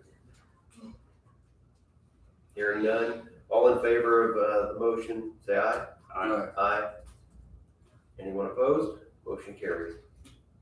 Thank you. You're welcome. There you Before you leave, We did have another question. I guess you talked about the liability of our vehicles and the mileage and stuff. Did you guys look into that at all? Because I think it was a question at our last meeting, you'd asked something about that. Well, I think my question was, would it be better to not pay you more and for you to turn Oh, those okay. miles in to, because I want you to be Yeah, compensated yeah, for okay. it fully for those things, and I thought the response was, we prefer doing it this way, less pay more. I thought you there know. was some mention of a liability issue from a county perspective of us using our vehicles, and, I mean, we're fine with how things are going, but I think you were gonna Yeah, we're- see if, that was a problem or not. If I did say that, I don't recall, I didn't do it if we were supposed to. But we're not worried. No, I think it's we're- what- it's I think what we're good. I think okay, we're it's fine what at we've this been doing point. for all this time, so, It's, yeah, I think we're okay. Okay. Thank you so much. I'll thank you And, guys. then she also had a question about, I guess, Dave Mitchell that was gonna go full-time, the fifth one that you approved Yes. last time.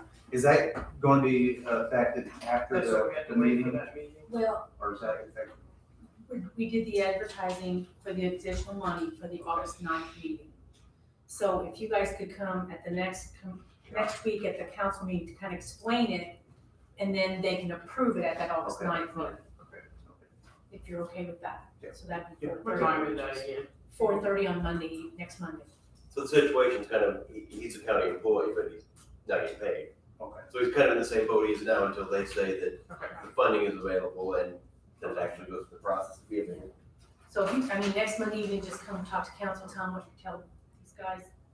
Then they'll know for the next meeting after that to approve the funding. So then basically for the budget for next year, we're basically gonna have to go before them for the sixth person, Yes, not this one, okay. So then well, you're gonna do both. okay, At that Because August it's a 9th change meeting, in the you're budget. gonna talk about your Oh. 2022 budget with everybody in it. okay. Got it, Next week, they'll probably give you a consensus to either do it or not do it. okay. Like mine. Right. He's behind you, that's Oh, why I'm I'm sorry. Yeah. I didn't want you to think it wasn't No, limit. it's fine. But if they give you a consensus next week, yes, they'll go with 6. So tentatively for the 5, all would go out is what month can we start putting on the schedule? If they approve that additional on August 9th, you can start August 10th. Okay. Okay, got it. Sorry, it's just a little bit No, you're late, fine. but All right, thanks a lot, guys, for your time. Thank you. I just need to know how much Oh, to sorry. advertise for. For the 6th. Steel benefits, Advertising please. The same as my dad. Michael, please. For half of the year yet. Sorry. All right, Mark Rhodes here with Human Resources. So I wanted to invite Michael with Steel Benefits here to do some explaining of the product that he has to offer. I think it'd be a good addition to the HR department for 2022 implementation is when I would like to consider that. I have put it in my budget, but You think again, 2022? 2022 budget. Yeah. Okay. So just, you know, he's gonna explain the products to you and the advantages and, time, it's gonna save a lot of time as well as allow for reporting and analytics that we just don't have in our current any system, either benefits or payroll. So, this here would be a good vital element of that. So I'll let Michael take it from here. You've got some packets to So hand when you out. say 2022, assuming it's approved, and then we'll get to that, but Correct. you would be involved in open enrollment this fall then? Not this fall. Not this No, fall, no. open enrollment in 2022? In 2022, and the Wells, the platform, it focuses on open enrollment, but it'd be all new hires, all terminations, all life event changes.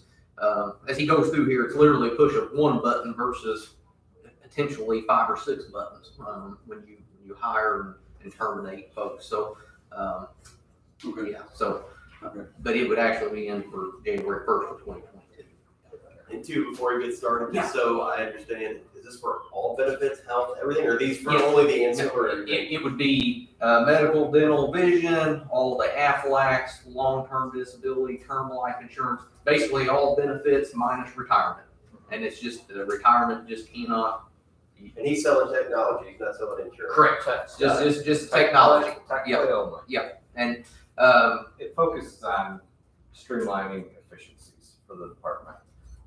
Great, thank you. Yeah, what we typically, thank you, Mark. yeah, so I'll let you take her. Typically, what we do with county governments and schools is we take the human resources department, which is usually a person of 1, maybe 2 people, and we make their lives a little easier for them.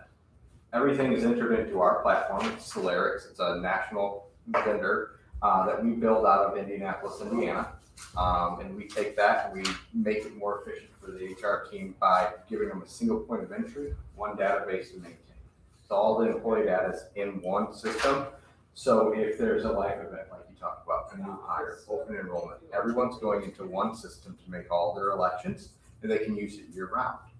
What I mean by that is if there's a beneficiary change, they no longer have to remember to come to his office and fill that out. They can just log in, make their beneficiary change, and sign off on that change.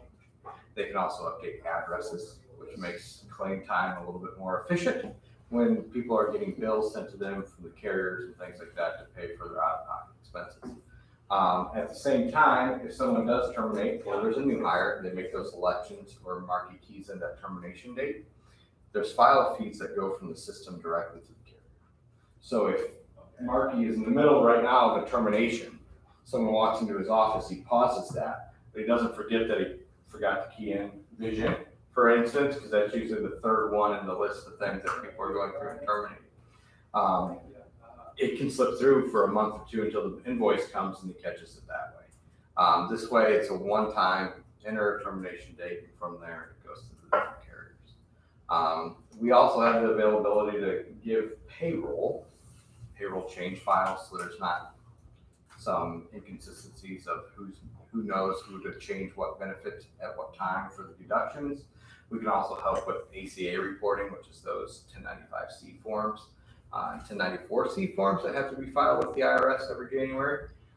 We help with the efficiencies of that because throughout the year, Markey and the employees are making sure they have their beneficiaries updated, their benefits updated, the changes that are happening throughout the year are all in one system. So at the end of the year, we can push a button and the 1094C form is generated for the county to file with the IRS, and then the 1095C forms to be distributed to the employees. So we really help multi-county governments, cities with this process already, and we also enroll 1 in 3 teachers in the state of Indiana on this platform as well.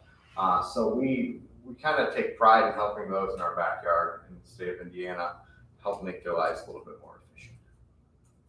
So that's what we do.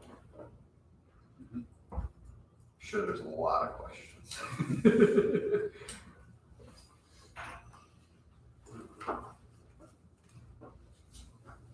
You go ahead and mention payroll, you mentioned that, do you offer that as another service as well? You don't do payroll? No, we don't do payroll. We're strictly benefits technology. So what did you say about payroll? You mentioned, I heard that word. We are able to take our system, whatever payroll vendor you have or whoever's doing payroll, they want a specific format to see their changes come through. We're able to produce that column-based format. Yeah. Mark, you made a key point earlier about reporting. Everything in the system is reportable. So when you're talking about seeing how many people are on the medical plan in this coverage tier, what's our cost for that? He's able to run a report at a push of a button instead of trying to go through and flip through pieces of paper. Yeah, and even like the reporting now to get an anniversary or birthday report, right now we're stumbling on an Excel document. You can get it done in about 5-10 minutes, but this here would literally be push of a button for a report. For termination or new hires, you're literally taking paper applications and going to the medical, uploading all the medical information. Then you go to the dental, upload all that information. Then we contact Laurel to do, because they manage our Section 125 on Aflac. So then there's a week or 2 weeks, Aflac meets with them. So basically this here would be everything done on day one. The employee would get a census of what deductions they've taken out, how much it's gonna cost them out of paycheck. One thing the council has talked to me a little bit about is compensation statements. This here would not be a compensation statement, but it does have on there what your cost is versus what the county's paying. So again, you're gonna get that snapshot at the end of your enrollment, be able to print off. So you're seeing that finances right there on the statement, if you will, when you print it off. So you're saying for healthcare, it will say you're paying this many hundreds, the county's paying this many thousands. Correct. So on Aflac, you're paying $500, the county's paying $0. Correct, on the side by side, yeah. That's usually an eye-opening experience for employees to see what you guys are paying on their behalf. for those plans. And that's usually when you see a lot of buy-in and a lot of positivity come from that experience. And on the 1094, 1095Cs, I know, the auditor's office takes care of that. There's a lot of time before, we found out UGS does it. We brought UGS in, and me and Brooke work on that a lot every year. It's gotten a lot better with UGS, but there's still so much that the county, me and Brooke more Brooke than myself, but we have to look at the data, get numbers put in and that. With this system, it's already there, everything's inputted, it is literally a press of a button, and there's really no work on our part anymore, so we're gonna have that cost savings. And then also for 2023, using them for our 1094, 1095C, we should see roughly around $1,000 savings every year with that too, if we would wanna use them versus UGS. We've got an option there, so. Do you work with like the AFLACs and all of them and get all that information in as they make changes? Correct. Especially with Basic Life, the billing system changes just a little bit because we're tracking all the eligibility. So what we do and we pride ourselves in is making sure we test the system with the carriers. So they sign off and approve these plans out there, because the last thing we want is it built wrong and then someone has a claim and they're like, sorry. So this process goes through that. It kind of speeds up billing a little bit because you're no longer waiting for that list bill for Basic Life, where it lists every employee one by one by one by one. This year, you're managing the system day-to-day basis, adds, terms, deletes on there, and at the end of that month, you're running a self-bill out of the system, so it tells you owe this many lives, this much volume, and this is what you owe. So it makes billing a little bit more efficient as well. Yeah, and to talk about that, like I said, we'll bring something in here, we want to improve efficiencies, not really incur more costs. That's what this here is about. And I know Brooke struggles with this, especially when we'll pick on Aflac and National. Sandy's aware of this as well. The way everything's done on paper, it's based off of your age versus a rate. And when you're calculating that, it might come to a pennies that you can be off. And then every month when they get the bill come in, they gotta reconcile that by pennies and all that. Again, having this digital platform, there's no calculations for errors. It's literally when you put in your date of birth, it's gonna calculate down here for your disability. If you want it, this is gonna be the cost of it. Yeah. And then it's gonna go straight to billing, so we wouldn't have that administrative errors every month going through reconciling billings and stuff like that. So again, another efficiency improvement point for the auditor's office. They wouldn't have to be, again, you're gonna check mark that bill. We got something you're gonna confirm every month. That's just something that they do, but you're not gonna be having to change these pennies every month. So. Marky sent out an email, I'm gonna bring this up, to all the county governments that are in a thing, and all our county governments that we had replied back to give Marky some references and things like that, so he could cross-check everything that we're talking about today, because that's my favorite thing to do is stand up here and I can tell you our story, but it's better to hear it from people that actually use the system all the time. Hopefully you were able to talk to someone at the auditors conference that used us. I met them last week. That's why when you mentioned earlier about the training pay and all that's like, I listened too. So. Yeah, and then I was telling Michael, I said a representative, whenever I've been here with the county now going on 2 years, and I've had representatives still approach me, when I first came in, and he wanted to bring this on board, and I went through the spiel, and it had its benefits. And Aflac, they're also going to contribute some cost with this, since we're going to be kind of partnered with Aflac on it, so they're going to help on the cost. But again, they tried to sell it to me the first 2 years as well as to change it. And at the time, I didn't feel like we were ready as a county to undertake it. Since then, we've evolved, and I feel like it's a good time to move forward with a system like this now. So I feel like we're in a good place. That's why I'm basically bringing it in to inform you guys about it. And Michael's also offered to give a webinar. We didn't bring everything to do that today. But if you guys want to see the system live, he could set up something for about 20 minutes and let you guys see how the ins and outs of the system works and that. So we did cross-reference all the vendors that we currently use. Everybody's set to the file feeds and everything, so all our partners would merge with this, and so it would be a slick transition. I think we've talked about this in the past, about having something open enrollment for people to go to, and we've just never gotten there. I mean, I know Andy, we've talked Yeah, about that yeah. several times, even before Mark. So would we be able to do open enrollment online then? Correct. You would have two options, and the same thing Michael's talked about with the new hires. I can literally send out a link ahead of orientation or new hire, like they started today. On last Thursday or Friday, I could send them a link and they could go ahead and sign up for benefits online. I wouldn't do that. I still want to keep that personal. So we would, on day one, we'd still come in on a computer. We do it all electronically, but I do want to still keep that personable. As well as open enrollment, we would still go around sessions like we always do, but it would open that option up. You know, the people that's tech savvy or just want to do it on their own, they literally click a button, they click their deductions, and they can all do it all electronically. One thing we kind of pride ourselves on is giving people many options to enroll. When I say many, there's not too many that you can think of, but what we do is we're able to lean on Aflac team to do that one-on-one, face-to-face if needed to go building to building. We also have that option to do online enrollment. So if you and your spouse want to sit down at the kitchen table or on the couch and just do it at night, you have that option to do it as a family. Third option, and which greatly kind of reared its head a little bit last year, was when you're in a global pandemic, we have a call center that's in Indianapolis that we have. It's all ours, it's all of our employees. They're on the phone helping people enroll if they get stuck. So there's many different options. It's not just, you know, one set way. There are many options. And going again without seeing it, if you guys want to see a presentation, you gladly put it up there for you. But it is literally so user friendly that it is literally it throws the medical up. You decline, decline. You pick your plan. Then it goes to step 2, which is probably your dental.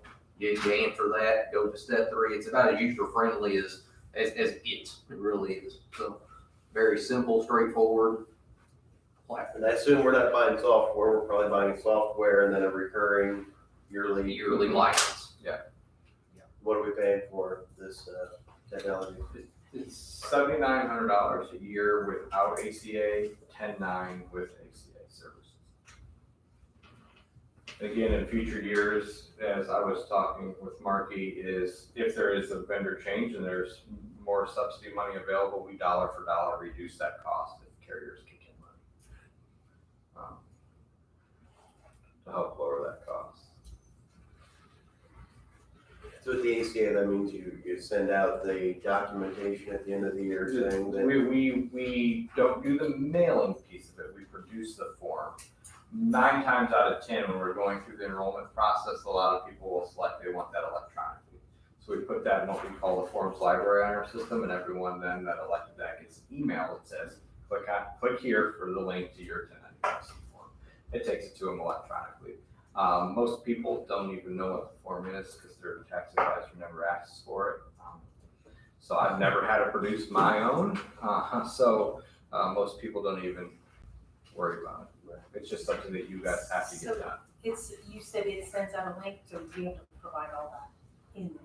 Email. Yeah, and then there's also that forms library, so they'll have a username and a password that they could log in there and just get it printed off themselves.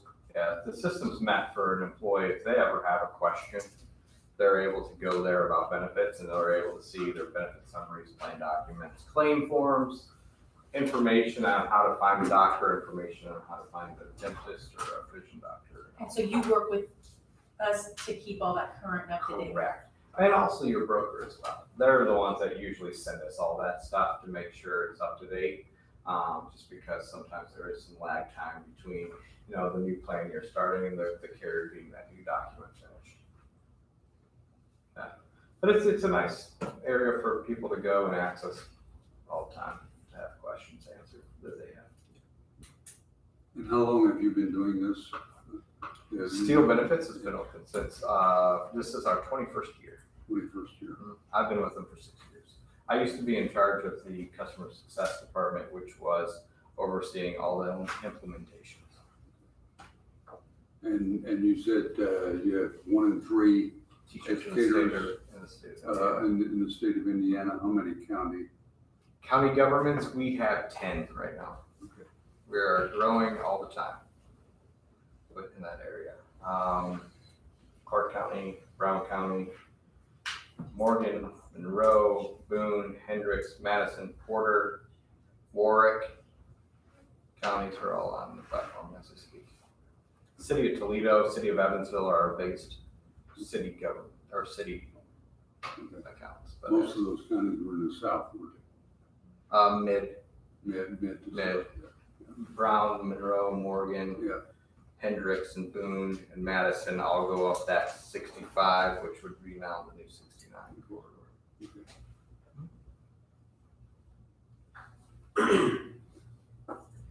So, Marky, I guess you wouldn't be here today if you didn't think that we're gonna get $11,000 worth of efficiencies and values out of this. Correct. Because that seems high to me. I mean, it was, again, everything seems high. Yeah. I'm old and tired. $5 is high. $5. You could have said it was $100. I probably would have, oh, it seems like a lot. So that means we're paying, $35 to $40 an employee. I mean, because even our part-time people, I guess they probably have to go through, like, do they even go through this process? They don't even look at benefits even. Yeah, So so- they're not even available. What about the auditor's office? What are your thoughts? I haven't seen it yet, and like I said, I just met him last week. Okay. I'd be willing to look at it because it sounds I like think something we've been trying to think about. correct. There is that initial cost, but you're gonna get it back on efficiencies. That's where you're at with, even like my orientation, every time a new hire comes in a full-time, I'm over here at least an hour and a half to 2 hours, with them one-on-one plus another 30, 40 minutes, just going to each system, enrolling each individual product, coordinating with Laurel to meet with these new hires at different locations.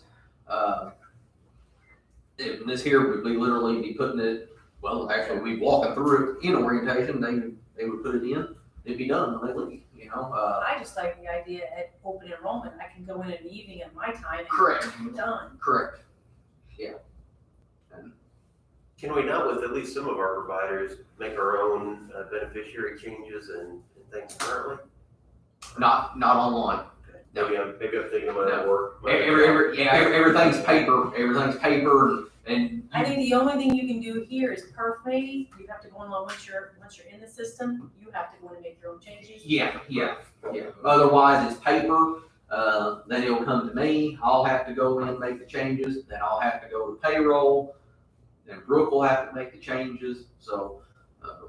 I guess that would be we'd all have access. Oh, yeah. I was just gonna throw that out. I forgot that piece. And you're able to give people access, different types of access. So if you have down the road, you have a clinic or something, they need a report. I'm able to format a report for them that they receive, that they're able just to log in and print the report or view the report. They're not able to see any employee data. Yeah, We do that for a lot. Well, just an example here with Gallagher in here right now, so, life insurance renewals, Mark will be talking about that here soon enough, but, they were needing a census, and what were we, 2 weeks? Finally, between mixing reports and mixing data I got from Brooke and what I had, and we were finally able to get what we needed. But again, here, it's all in there. I mean, it would literally be, we could press a button and get that census and it would have been done.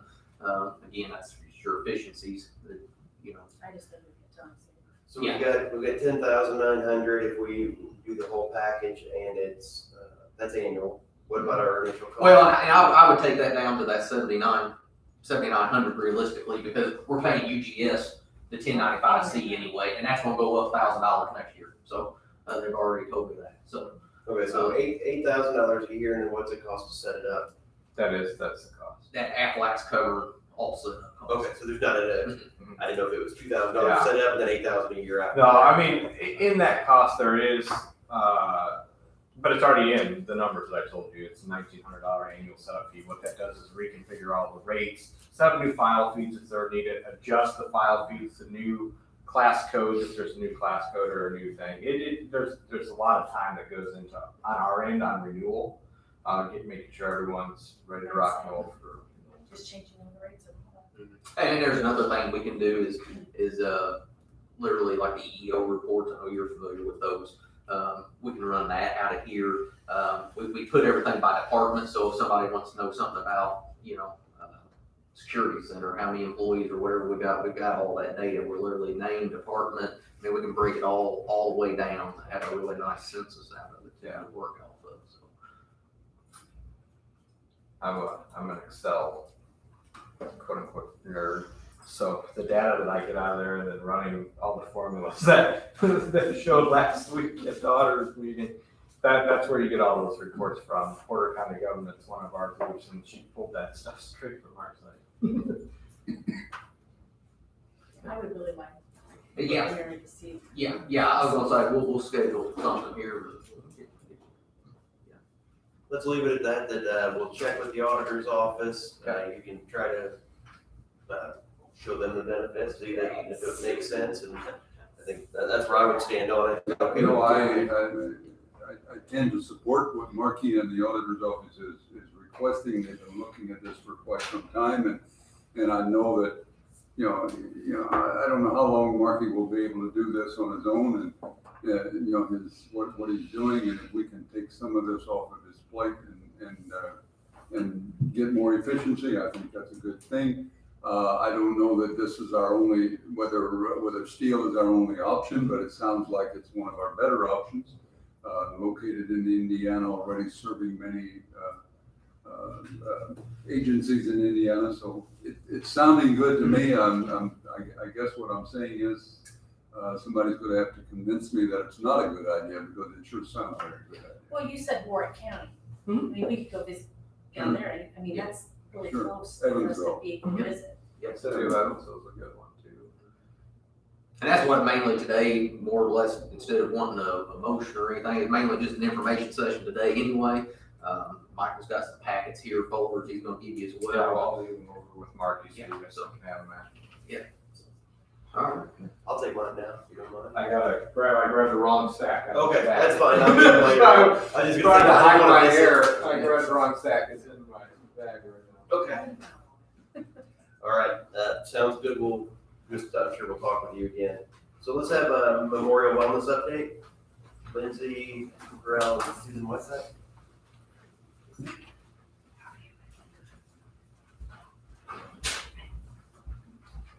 Good morning. Morning.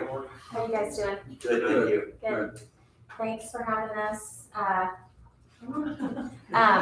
Present this morning, as you know me, Susan Whiteside, Director of Medical Practice Management. This is Lindsay Eckert. She is the new health educator that's going to be working with the county. She's not a new health educator, but she's new to you all. Samantha Chunley is no longer working for Memorial, unfortunately, but good news is we've got Lindsay. She's a certified health education specialist, so she knows what she's doing, and she's been with Memorial for how many years? 3 years? 3 years, yeah. And then also wanted to introduce Kinley Litznick. She is our new practice manager. She oversees our health and wellness team, and then also Memorial Health Employer Services. So I wanted to take a chance to introduce Kinley to you. And Lindsay has some information that she'll go over with you guys and kind of give you an update of the wellness program and the health screenings that we just recently completed. You're welcome. And I will toss it to Lindsay. All right, so we'll just start from the top. So the total number of insured employees that were eligible were 207. Now, of course, spouses and non-insured employees could participate. Non-insured employees had to pay their own screening fees, but they were eligible to go through.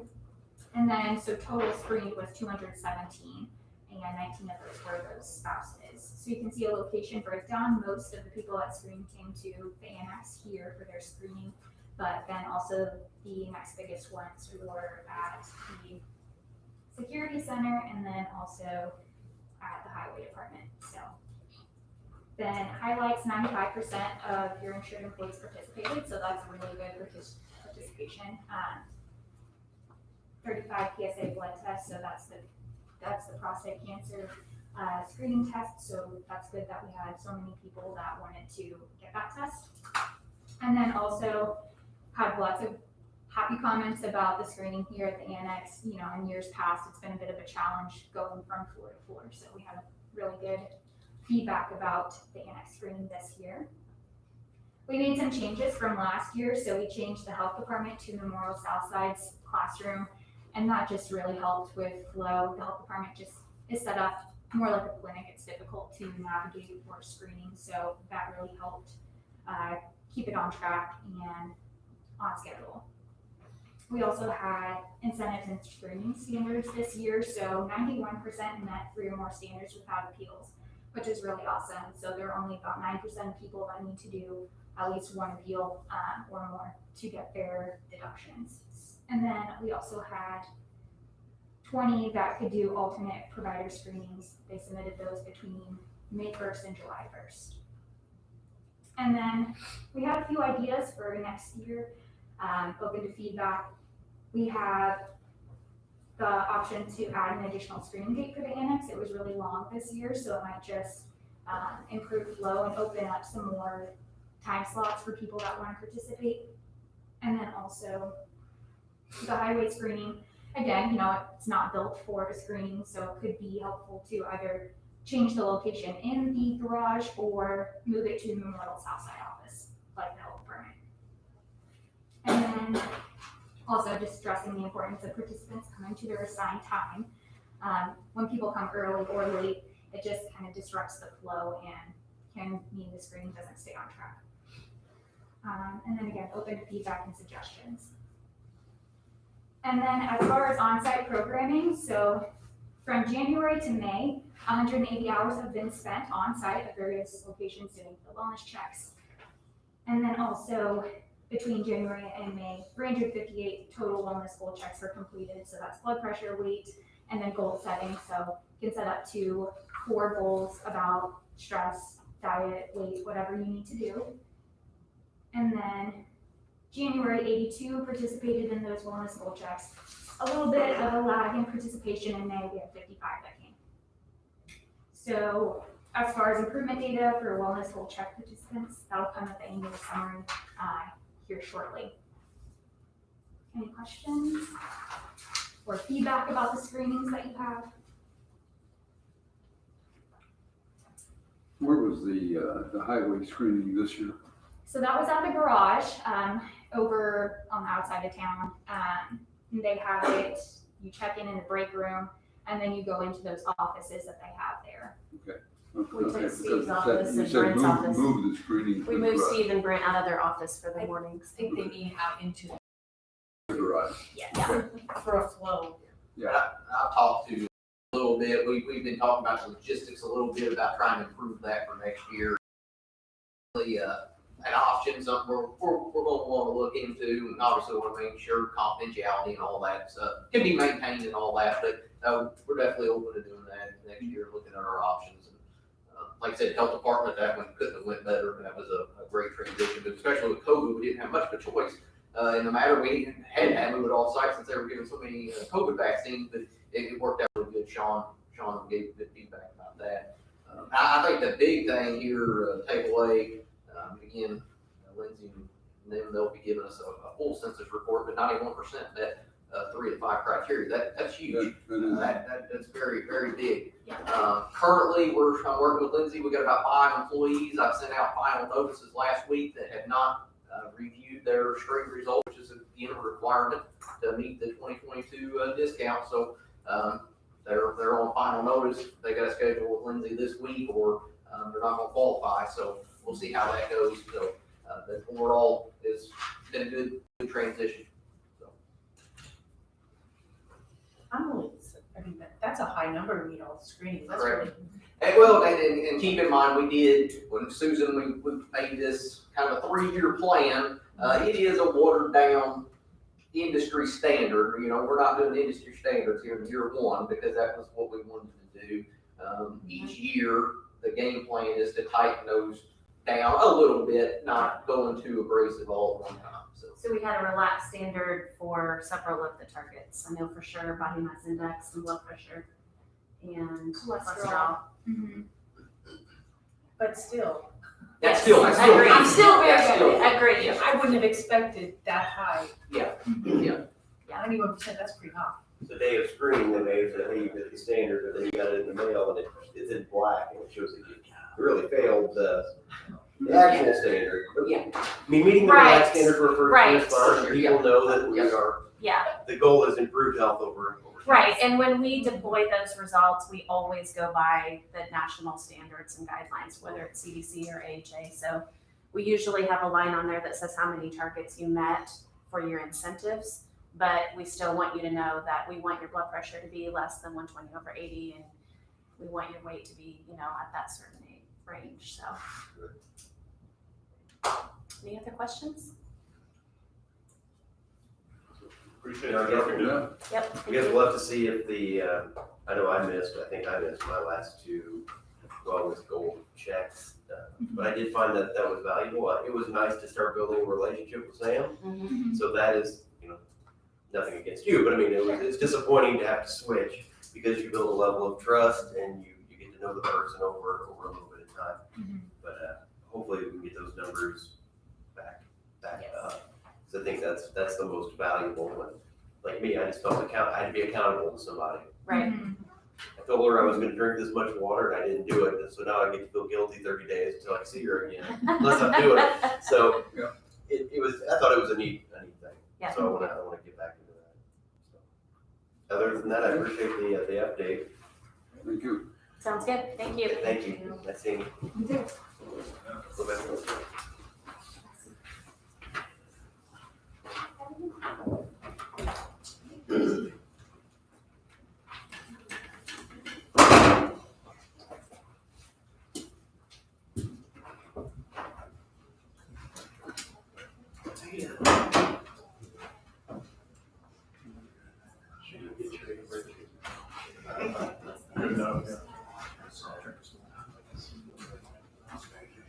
And where are you sleeping? Good.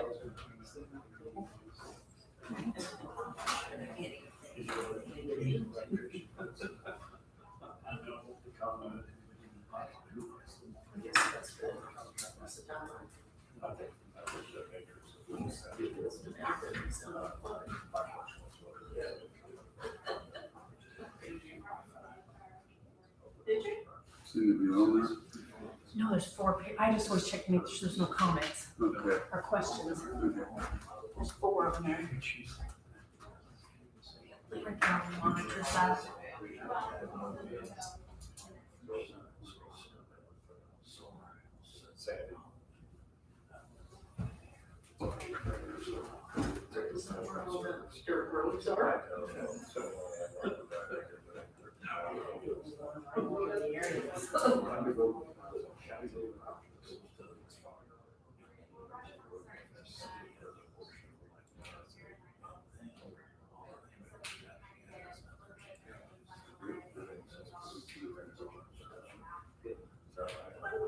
I think originally, I don't think it was even thought of.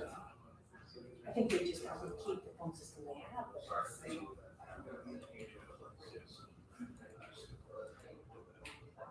We're just trying to build our county's phone system.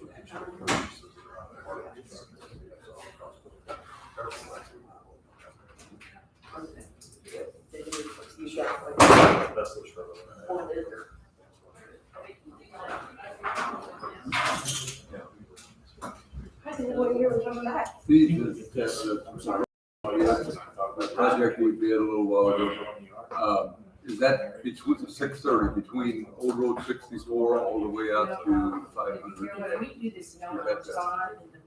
Oh, 6:30? The highway. Yes. The heart was Okay. at- And 400, is that Right this out, little like, section that's here? what we're looking at. Yeah. Okay. We'll have Maybe it six. set up with- Down to you're looking at- Okay. Okay. Oh, sure. Because the I system. can never run. I thought that was a 630, but I wasn't sure about the 400. With the transportation This and one, we're gonna try to do the- and it was due to our- Is that chip seal now? Yeah. Did the phone system last year. What is that? Chip seal, isn't it? I mean, my team's in the original, then we brought in highways last year, now we're bringing in more departments. It gets submitted. That's why we did it Facebook. I don't know, I mean, that's. So I'm looking at that, it's just $50,000. And then the other thing is the city, you know. We're grants for this. It's on 500 west. So, We were open, I was gonna have Kate on the video. yeah. The Thursday meeting on Friday. That's what I was thinking. 500 west is 50.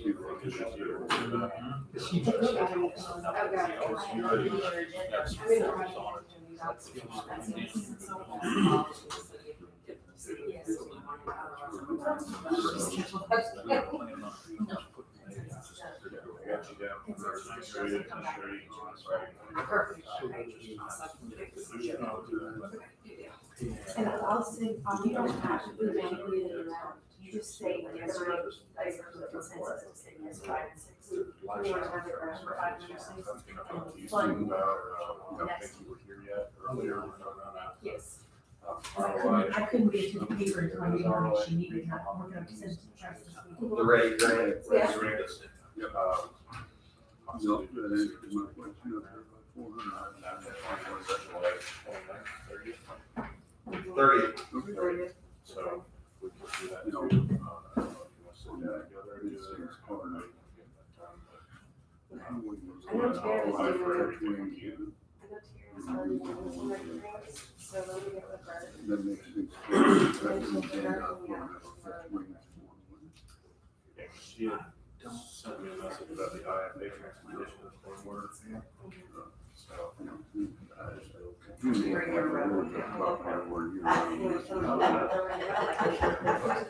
get our share.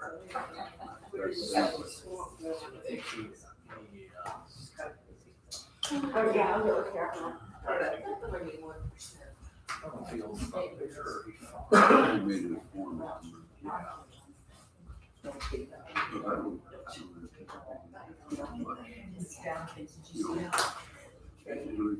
Staff sharing, so they pay it up. Spending way out in here.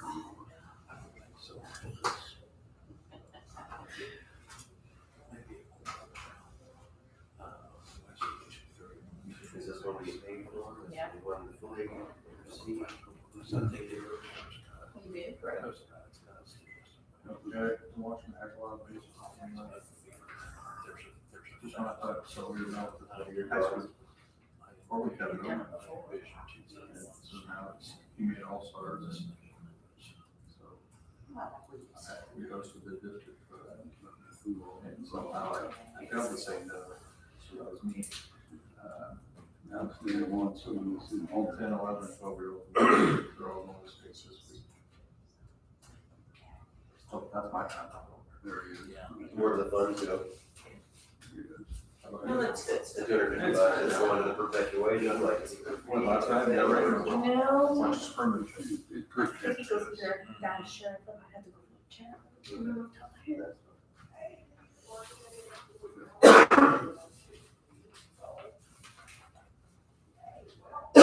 Excuse me. some of this now.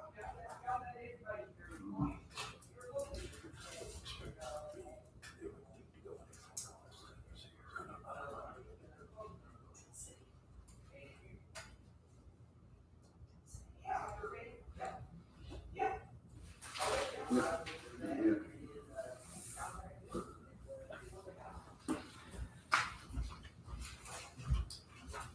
Okay, next thing, we have a brief, we have a couple seconds, minutes here until we get to the next thing, sorry.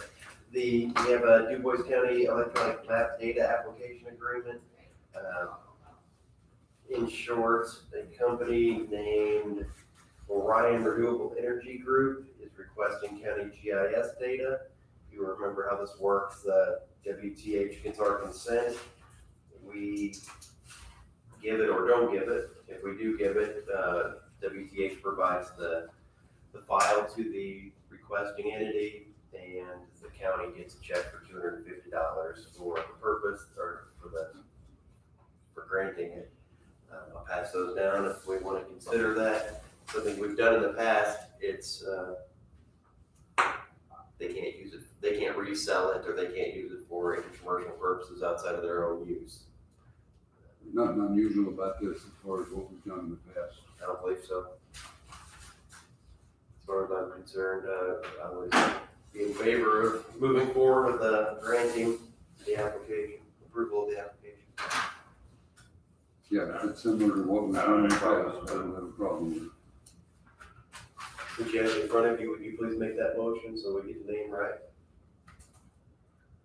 It should be on the WTH page, the first one. Excuse me. Well, you got my own letter. Or maybe hand it back to Chad. Okay, I'll make a motion that we approve the electronic map data energy group that is requesting county GIS data. I will second. Any further discussion? Hearing none, all in favor, say aye. Aye. Anyone opposed? Motion carries. And there are 2 documents for requiring signatures.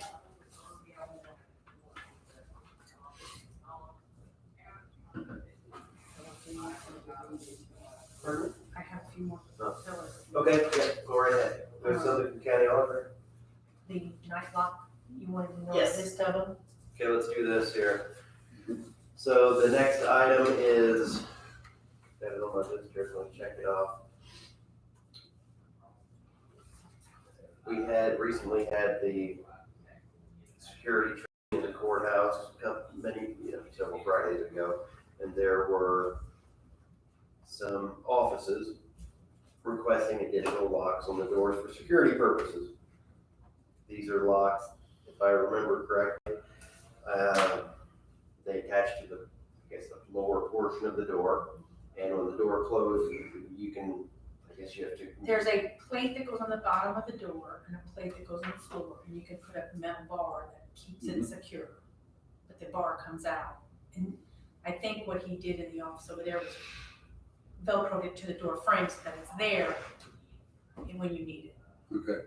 So it's not just a flip down thing? No, You you have to manually put the thing into it. It's right there beside it.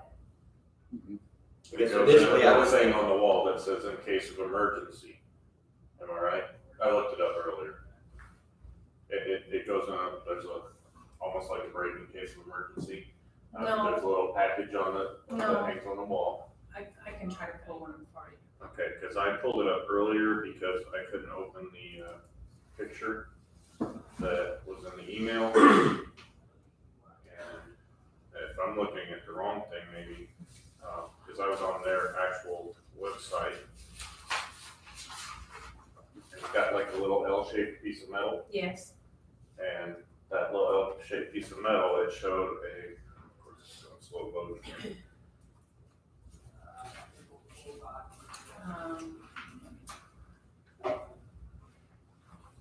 Here, it looks like this. This little piece in here comes out, like it slides up. Right, I'm not seeing it here, but there's a photo of it that goes in a little thing next to the door that says, in case of emergency, and then you pull it out and drop it in. I didn't. So you're saying in your case, what you've seen is there's kind of taping up next to it. Well, I assumed that. It was just hanging right next to it on the bottom of the door, so they could just flip it. And it wouldn't get lost or walk away, whatever. But Scott was in contact with the company direct, and they said they would give it to us at a cheaper rate, because they're normally $59, I think it's written on the bottom. And $52.95. that's what they would give it to us for. $50 shipping and handling. And then the shipping and handling was more than that, but he said he would give it to us at 50. So I guess my initial, my thoughts on it are, But I don't know how, I question the efficacy of it. I think as long as it's kicking your door, it's probably still kicking your door, but it is another layer of security, and I think that the offices saw that one office had it, and they just want our consent to install these. It looks like there are 17 total that are being requested. It would be at a cost of under $1,000. maybe $950. Well, each department has it in their budget to pay for it. Right, and they'll each cover it themselves. So you're saying that L-shaped part of that bracket, in other words, the. That little metal bar on the bottom Yeah. goes up, I mean, you take it out. So that's what goes up on the. That's what would be attached to the doors. I did not see that. So really, I don't have a problem with it. I think in an emergency situation, I guess you slam your door, you turn your initial lock on, and then you look for this thing to do an added layer of security. Well, It's, and I'll tell you what, Angie, she doesn't want to, a lot of these doors, you have to open them to turn the lock on, and then you shut it again, so you don't want to open it, this is just a way to lock it without opening it and locking it. and I look at it as a substitute for pushing furniture in front of the door. You know, you're right, eventually they'll break through that as well. But, you know, if they really want to break through. The point, and I think they made this point during the training, is that most potential invaders will go down the line and look for an open door. And if it's not easily accessible, they'll move on to the next one. And that's why you push things in front of the door to make it difficult and take time to get through that door. And this basically takes the place of that. And the reason it's in front of us is any additions or changes to the facility are supposed to come to us. Right. This will be drilled into the floor, drilled into the doors. I, But on here, Marky has two. I mean, He just told me to. I I guess sent if out an email as I requested, and that's the responses I got. I suppose if, the way I would look at it, and whenever one of the offices contacted me directly, I said, work with Scott, so that we have they're uniformly installed and that they're done right. You know, I think that's probably what they would have done anyway. But I'm okay with it if it gives us another added layer of security. I'd hate to have an event and there be something where we didn't do something that we could have done that was inexpensive and potentially helpful. I mean, it kind of bothers me a little bit too, that this piece is this L-shaped bracket is not attached to anything other than a Velcro. That's Or what it they- looked like to me, that it was down there stuck on the door frame, because you can go up to Angie's office and see it. It seems like it would make In other sense words, to we'll have it. get lost. That little package next to the door seems to make sense, but it's right there. We can look into Readily that. accessible. But And maybe that's what's on there, I just assumed it was stuck, because I just saw something stuck in the door. I was thinking this was like the old time ones where you drill a hole, you put a metal cylinder in the floor, and it would be a metal thing that would be on the door all the time. I'm sure it slips up and down. Yeah. So They you- may have that, this is just the one that Angie. So I'd say that I don't like having to search for something when you're in a crisis situation, but I think if we just say that we approve the use of these night locks, I think the offices can choose what best functions for their office. We just thought if we bought in bulk, we'd get a cheaper price, which the man is doing. Are you comfortable with having to assemble something in a crisis? I can't do it on our door. you have had two of them, wouldn't you? We can do it on the conference room door, we can't do it on our front door. And so I mean, I have it on there, but I can take it or leave it on our conference door, but you know our door, it won't work. Elmer was in the room when we did the training. So I'll move that we approve the use of night locks on the doors of the courthouse. Just as a general principle. I'll second. Any other discussion? All in favor of the motion, say aye. Aye. Motion carries. So we can tell, I guess, for people to Well, Scott told find the me, best option. he's on vacation this week, but he told me to text him and let him know, so. The one you sent us a picture of is the same version that This is Angie what- has. Yes, So I guess everybody can look up there, and if that is something that that's satisfies what we them. told him, so. Okay. I think we have to get the same thing if we all want this kind of price. Okay. COVID-19 memorial update, Chris Waltz. Good morning. Morning, Chris. Okay, if you'll recall back in March, on March 1st, we presented an idea to create a committee to design a memorial to commemorate those from Du Bois County who lost their lives in COVID-19, and to honor the essential frontline workers from all functions, from healthcare workers to restaurant takeouts, etc. We were given the nod to proceed with forming a small committee of various people throughout the county to brainstorm on these designs for a memorial. It took us some time, but we gathered a group together that includes a teacher, a healthcare manager, a health department manager, town and county council members, and finally, Commissioner Bronis is on our team. We had our first meeting on May 18th via Zoom and discussed the scope, a starter list of ideas, and how we're going to proceed with the meetings. We built off these ideas and we have discussed the pros and cons of these ideas as we went. During the second meeting, we seemed to converge on the idea of a stone bench, pretty long lasting, with images engraved and inscriptions about the pandemic and its impact on Du Bois County. We then met with Shum Monuments for design ideas and cost estimates and presented them back to the group. The team suggested bringing in more design talent to have a better design. So we contacted Fred Roberts. He's a retired art teacher at Jasper High School, and he agreed to help. He made many proposals that eventually evolved into the current proposal we have now, which you'll be able to see on the third page of this document.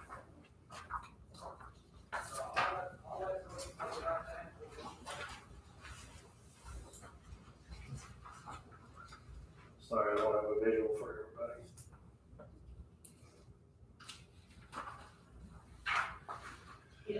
So after we converged on that design, well, for that design, you see it incorporates a bench, actually 3 benches in with it that people can sit on, and then also a stone memorial that'll have the inscriptions on it and the etchings. We sent this current design and dimensions to Shum for cost estimates. It's going to be made out of granite. Actually, 2 kinds of granite, black granite and gray granite. The quote they came back with was $11,300 plus tax and plus the cost of the etchings, which Kim Schroeder would be doing. The cost includes the granite stones, lettering, and installation. The stamped concrete pad that it would need to set on is not included in the quote. We also discussed where we should locate such a memorial since it is a county-wide memorial. Locations such as the 4-H fairgrounds, the 4-H grounds, the courthouse lawn, the grotto area, the Memorial Hospital were all discussed. We are currently focused on either the northeast or southeast corner area of the courthouse grounds. So we created a full card visualize the scale and proportions of the proposed monument in relation to the location on either of the courthouse.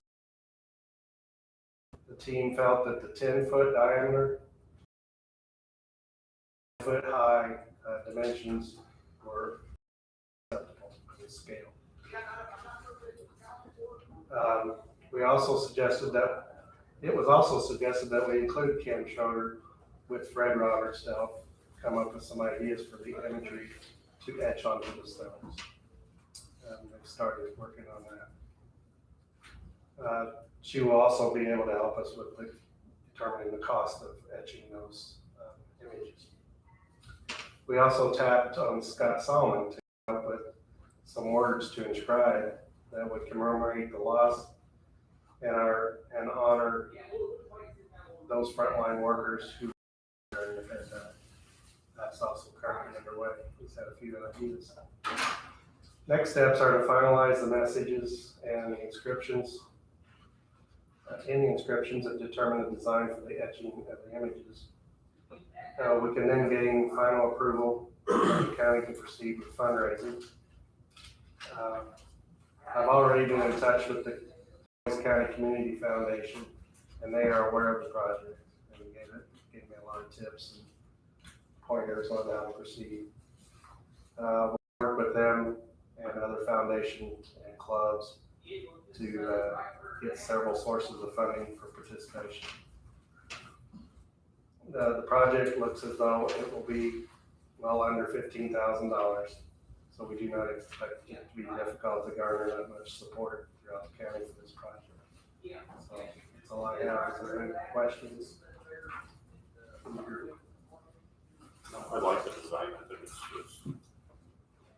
neat. I think we maybe the last time we talked, we were talking about an obelisk. When I say we, one of the last meetings, we talked about kind of an obelisk type thing, which would have been much taller in order to look appropriate. Then you get into the tree and would be difficult to locate in that area. So this design fits the area much better than what that obelisk would have fit. Yeah. You can. Did Scott have any thoughts on it? Scott. Well, initially when we talked, I mean, that was real early. We talked about a 6 foot or a 10 foot diameter pad there, and yeah, he thought that would work fine. At that point, we didn't know what we were putting on it yet. It might have just been a bench of some kind. But he thought that would work fine.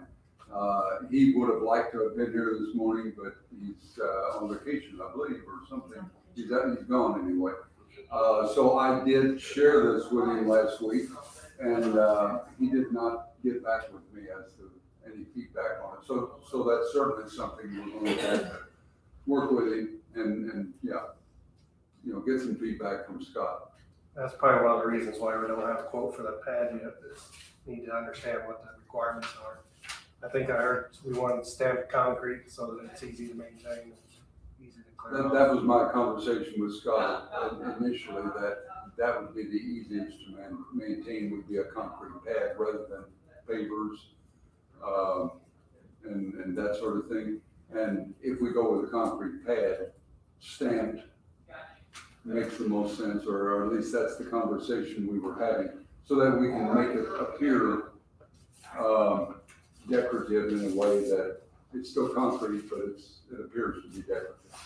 And what would the size of the pad be? Because you're saying this is a 10 foot. Yeah, it might be at like 11 feet or so, I don't, a little bit. And 10 feet is what we've been saying, whether or not this, some of that the design needs to come together on it yet. No, I think having those photos in the back, I think that helps a lot, because Yeah, otherwise I wouldn't be able to picture it very well. Yeah.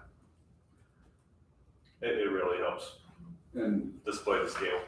most of those photos are under the tree on the left side here, on the south side. And, there's one branch right now that kind of hangs down a little bit and may have to be trimmed, but I think it's something that we can maintain the trimming of that tree to make it all work together.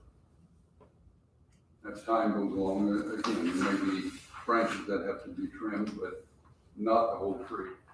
And does it have to have a pad underneath it, or could the benches be set in the grass with the monument in the grass, or is that make it? I bet Scott wouldn't like mowing around it. Yeah. Problem.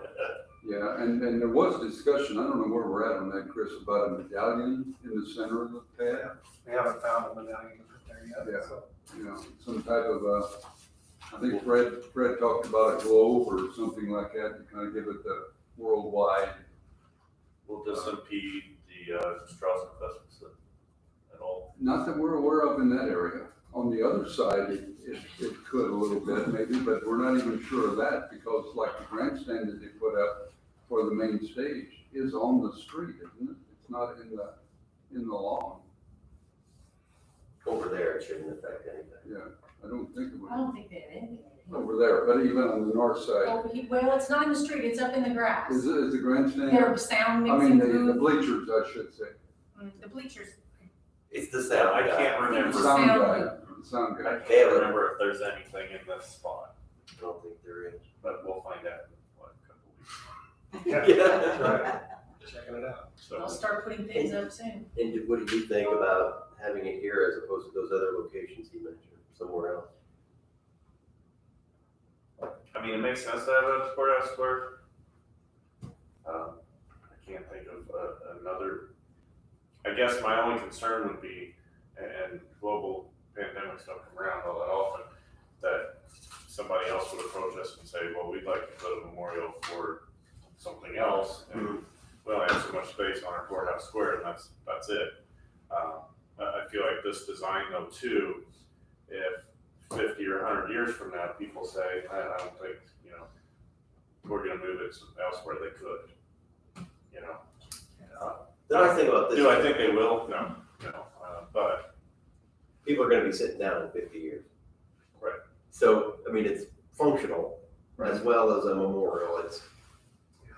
It has a practical purpose as well. During Strauss-Fest, it'll probably be used a lot. But I was partially thinking, we care a lot about this right now, but will people care in 15 years?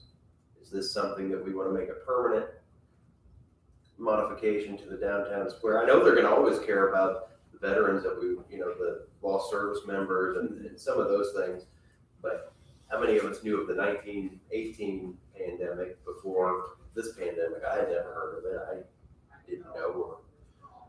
Maybe that's part of the reason to do it. Yeah, that's kind of my To thoughts. remember.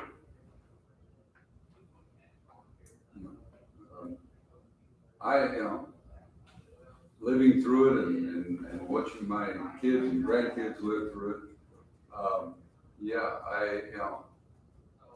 there's been a lot of talk about, this is something that you're gonna read about in the history books. This is something you're going to tell your grandkids about and your great-grandkids about, that back in 2020, we went through this time. And you're right, already I think it's starting to fade a little bit. The memory of it is starting to fade a little bit, but when we think back, and it's what we went through, and what we still might go through. It's not over, and I don't know if it'll ever be over.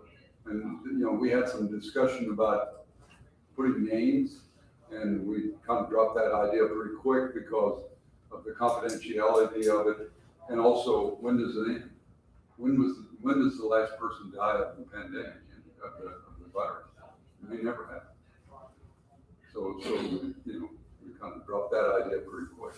We even talked about, the foundation, should we include papers and give people an opportunity to engrave a name in those papers? And I think we've moved on from that idea, haven't we? Yeah, I suppose. We can always bring it back. Yeah. I mean, you could do that if you had a hard time fundraising. I mean, that would be another.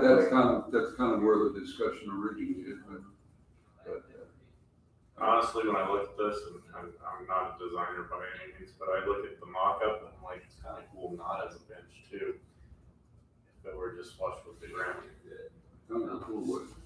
If it were just not the bench. Oh. If it were just flush with the ground, like the cardboard mock-up, I think it's It's kind of neat. on the ground and stuck and mow right over it. You can just mow right over it.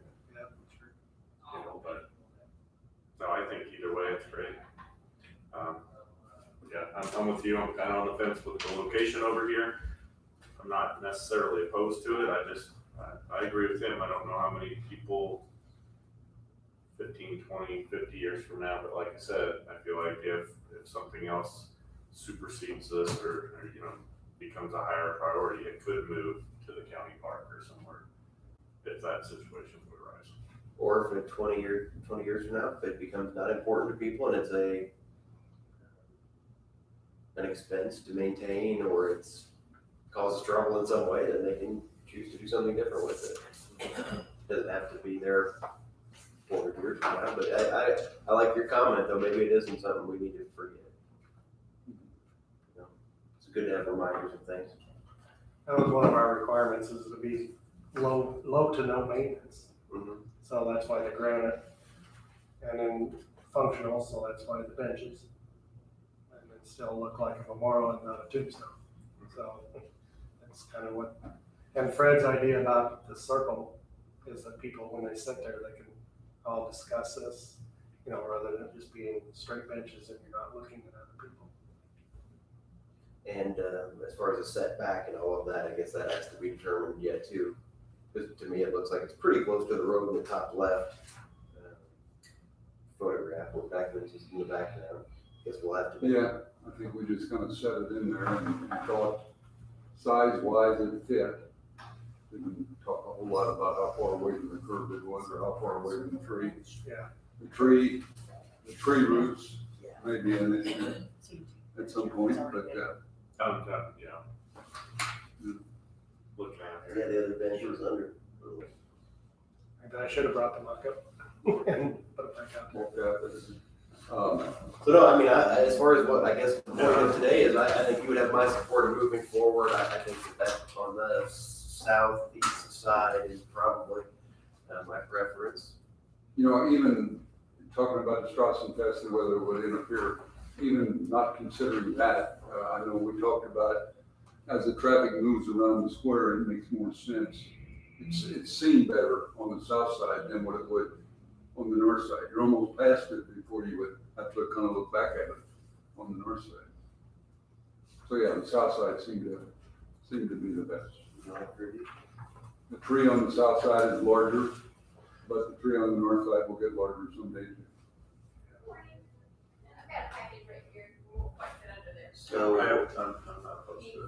So what is the request today, actually, just to, So just information only, and give you your feedback.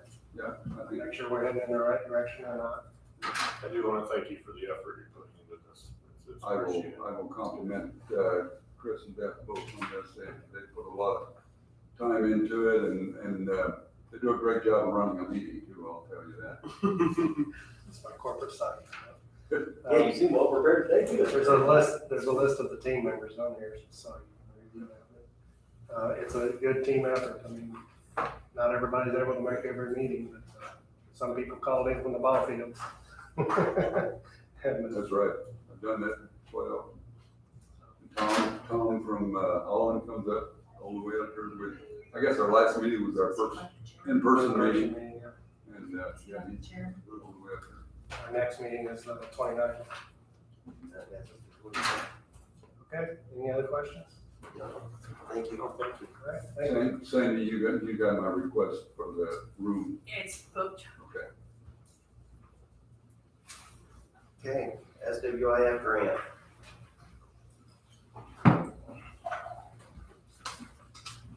Good morning. Morning. So I'm gonna give you just a brief update of where we kind of are all around. We've got the 90%, 95% draft, ready to go on the report. Nick and Brent and I are meeting later this week to get, your all's final kind of input on that. Then we'll put that input together and we'll do a meeting with all the stakeholders. So Jasper, Huntingburg, and give them a chance to kind of have their input before we put together the final draft that will go out to the public. But just to give you kind of an idea of what you're looking at, we've rated all the different unsewered areas or undersewered areas based on how much it's going to cost to get them sewered, based on how much their need is, like if they're failing septic systems or if they're on septic. You know, the distance between them and a existing treatment facility. And the top 5, which would be the early action projects, account for more than 60% of the unsewered areas. So with the first 5 communities, you can get, you know, more than 60% of the county fully sewered, which is pretty good. That is at about $34 million. Those top 5 projects. Obviously, we're going after grant funds for as much of this as possible, which brings up the SWIFT grant. This got submitted last week. We're a little early on this, but don't want to miss out on any opportunities to get money. There's about 5 different priority elements that they look for.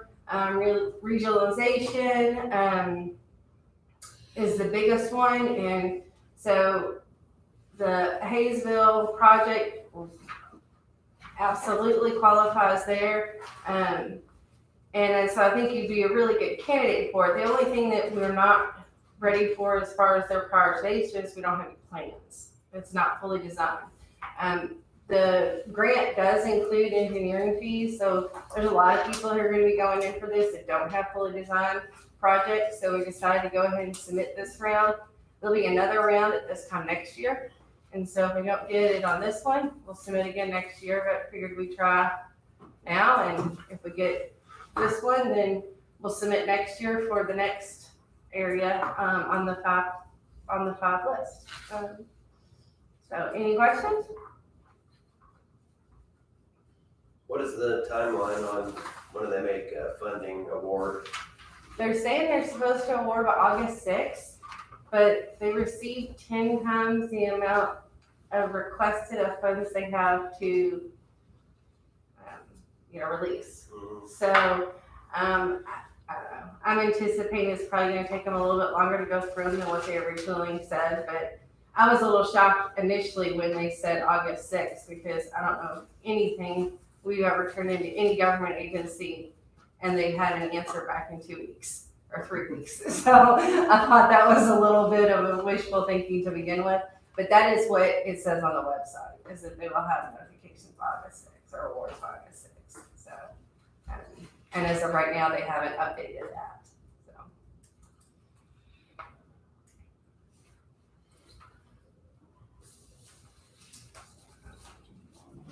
so. Yeah.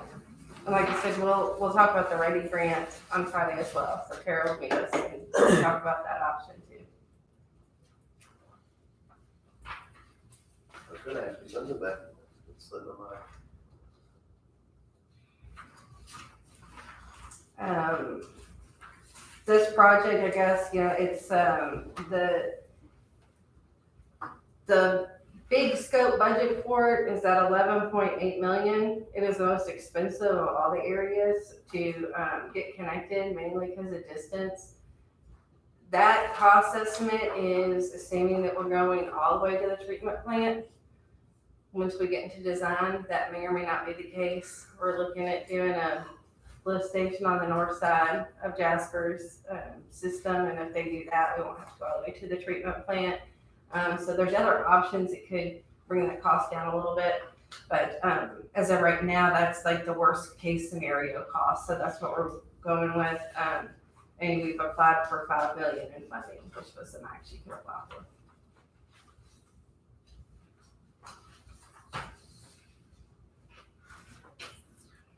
It says here we requested, so what's the 6,870,000, what's that?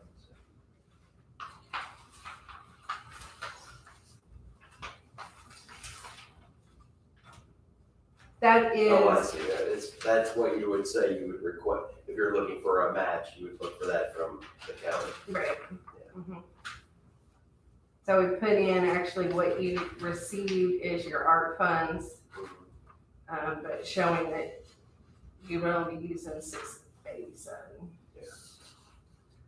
Okay.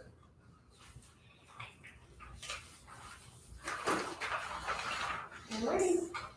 And the more I think about it too, and this, I read the letter to the editor that Michael Hicks always puts out, he is the Ball State economist and person, and he talks about how the health of your community is based on the number of people you have, and that's how you can see where your growth is. And the more I think about this project and the water infrastructure, a lot of people it's not going to be feasible to build large communities or to increase communities without this kind of infrastructure. Mhm. I mean, a Kirstein's isn't going to want to build, or Jago between Jasper and Hayesville, somewhere, a subdivision without sewer or without gas or electric or any of those things. And if we want long-term growth for our community, these are the kind of projects it's gonna take. Absolutely, and not only in the Hayesville area, but anywhere where development, might take place. Sure. You know, we have some land out, we don't, the county doesn't, but there's some land available for development down around the airport. And, water and sewer are one of the issues down there. Not so much water as sewer, of course. And, you know, depending upon what type of industry would come in there, that's can be a real issue. Any industry really needs, that's gonna want sewer. Yes. They're people, but. Yes, I guess what I'm saying is though that some industries require more treatment of wastewater than others. You know, a food industry, for example, is going to use a lot of water in their manufacturing and processing, and that has to be treated. Sure.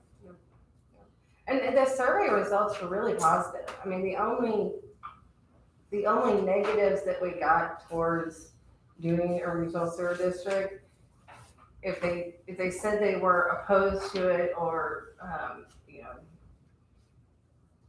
know, somewhat disagree, I think was the two options. In the comments, they put something to the effect of being forced to hook on because they had a working septic system.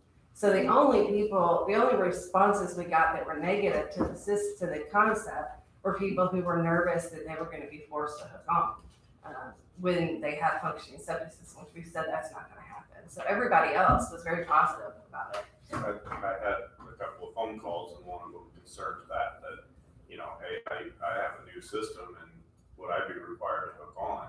And I said, no, you'd be grandfathered until your system failed, or, you know, if we put a 15 or 20 year, you know, basically the lifespan of your septic system. And he was like, oh, I don't have any other questions. It was all about that, Yeah. you know? So I think it's good to get that out there that, you know, you're not required to hook on. If you're living in the middle of a 10-acre, you know, property and your septic approved, you're probably not going to hook on anytime in the near future. Right. Because I think some people think that even if you're a farmer out here that lives in the middle of a large property, you're going to be forced to hook onto that. So.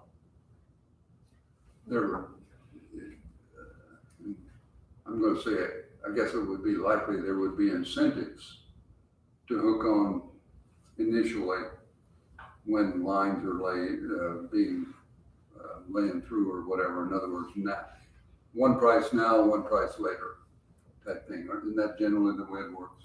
I mean, sometimes in the sense that depending on how much funding we can get, you know, if we can get it all, most of it funded, there'll be lower costs for the initial hookups because we'll be doing it under grant funding, but it just depends. Okay. Any other questions? I have the surveys that were turned into me that I Oh, scanned to you, yes. so you have these in the blanks. I didn't know if you need those back or. Yeah, I'll take them. Thank you so much.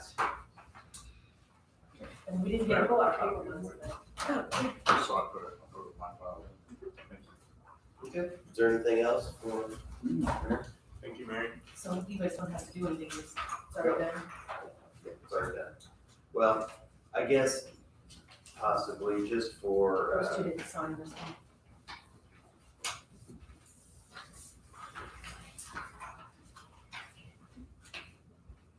for the record, I guess, let's. It's that, you There was two signed one, copies. there's two Oh, the copies. GIS, okay.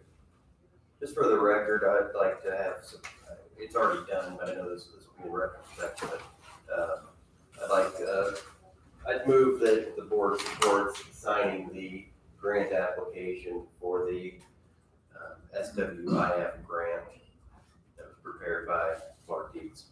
I'll second. Any other discussion? All in favor, say aye. Aye. Aye. Motion carries. Thank you. And, Mr. Schneider, do you have something? With regards to the Matrix purchase quote. Yes. Discuss that if you'd like. Yes, please. Yeah, so in a couple of conversations, treating it as a purchase, equipment and services, it falls under the $50,000 threshold. The board would like to proceed with that.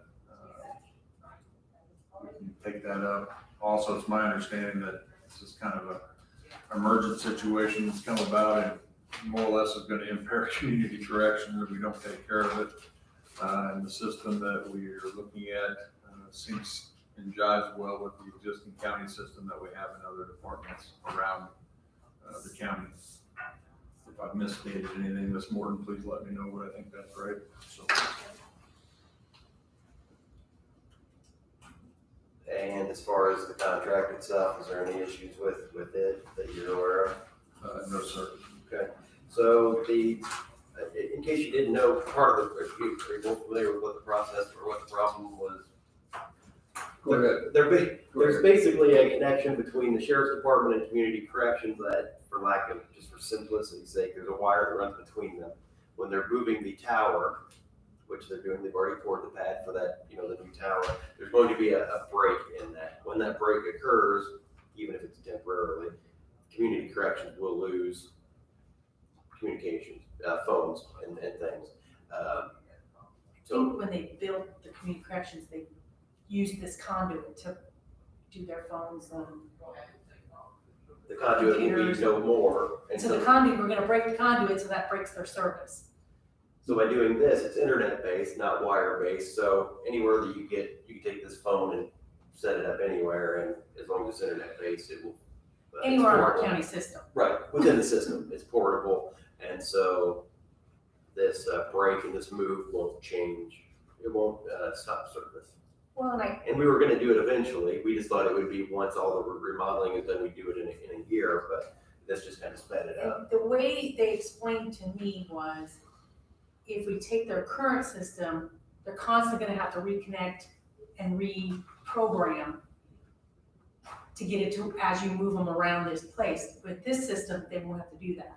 You program that phone and it follows the system. Okay. So the jailers, where they do input, let's just say where they people that come in, that phone intake, where they're there, if intake moves after the reconstruction, they can just move this phone without having to And their computers, without having to redo them. they're all hooked together. So anyway, at first I was questioning it. I thought, so I spent a little time discussing with several people and the councilman. It just seems like it's the right thing to do. It's gonna be a job to do eventually anyway. So I just wanted consent to move forward with it. Okay.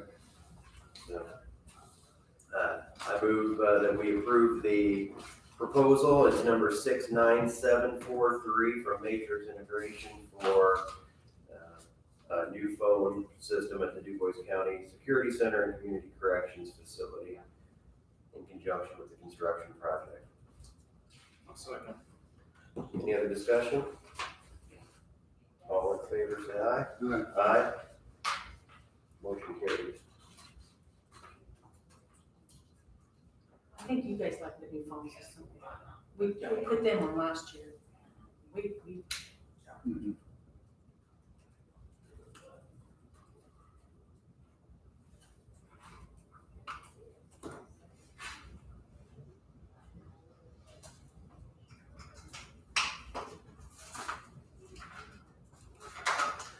Anything else, Mr. Schneider? It's not mine, but to finish my notes up in the bid, Steve's got that. Okay. Before we move on to that, I'll ask, I believe at the last meeting you were, and this may be done, I just don't recall, the SWIDAC resolution for the READY grant. I think you were gonna put that together for us in the last meeting. So I don't know that, I know we discussed it, whether or not it was necessary or not necessary. My opinion was that it was just a discussion. I didn't prepare a resolution. No, I did look at it and I don't know that, it may not be necessary because we're already a part of the ROI. And that, Maybe my notes were off too. Do either of you recall, was there supposed to be a resolution for that SWIDAC? The last conversation I had was no. Okay. No, that, a month ago when it was talked about, it was like, it'll just happen, they'll put us on there, but we're on their list, but we're really not part of it. At the meeting last week, at the Du Strong meeting last week, it was almost like, that's not even gonna happen, like, the state said, no, you can't do that. Oh. So, we may not even be on their list. And again, I may have, my notes may have been unclear. We wanna be ROI, and that's our focus. Right, we designated when we elected, that's where we were required to, so. Yeah, I don't- and what they do, what SWIDAC does, or was going to do, is kind of like, you do what you need to do, but we're not gonna sign up for anything, we're not gonna commit to anything. And I think they're being told, no, don't, and we're not even on the list, on their list. I'm not sure what that means to them. Right, and they're kind of, I feel for them a little bit, they're kind of in a tough situation. They are, But, Well, thank you. And let's go ahead and do the road improvement bid discussion. Okay, for the project of 630 South and 400 West, we went through all the bids, everything was proper. Recommend going with the low bidder of C&R Construction in the amount of $190,178.90. According to the bid, they will start, or they can start after August the 18th, and they have to finish by October 29th. So, I see no reason to go with anyone else as long as they're Is it March 29th? August 18th, October. October. Oh, I missed something. October 29th. I agree that CNR Construction seems like the lowest and best bid. Mhm. Any other, they've done work for us before. Yes. any other discussion on that one? No. I move that we approve bidder CNR Construction in the amount of $190,178.90. All in favor of the motion, say aye. Aye. Aye. Motion carries.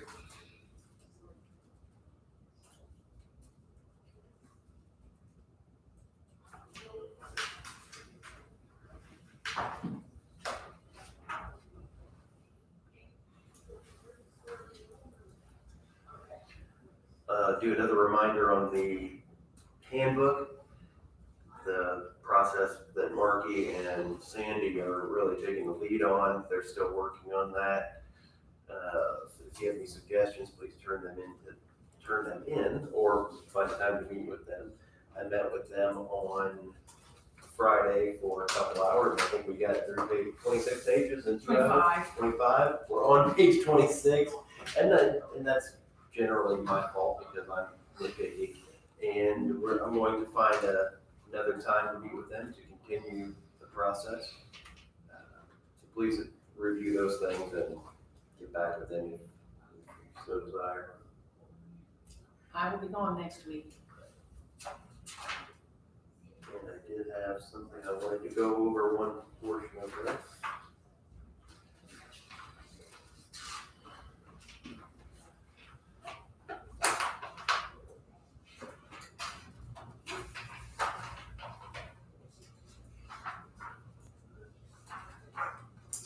Okay, here's the cell phone policy. I was gonna ask you all both about this.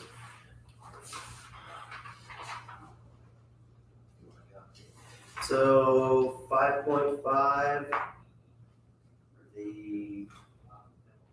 I guess Elmer did some work with the group of people that have that are county employees that use mobile phones. And I believe the changes that are on here reflect what you came up with that group, is that correct? I think so, just looking through it here, yes. Sandy, I'll give you. You agree with that? I thought it was what we came up with in that Yeah, group. I think so. So I'll give you a second to look it over, and then I thought we could discuss it real quick.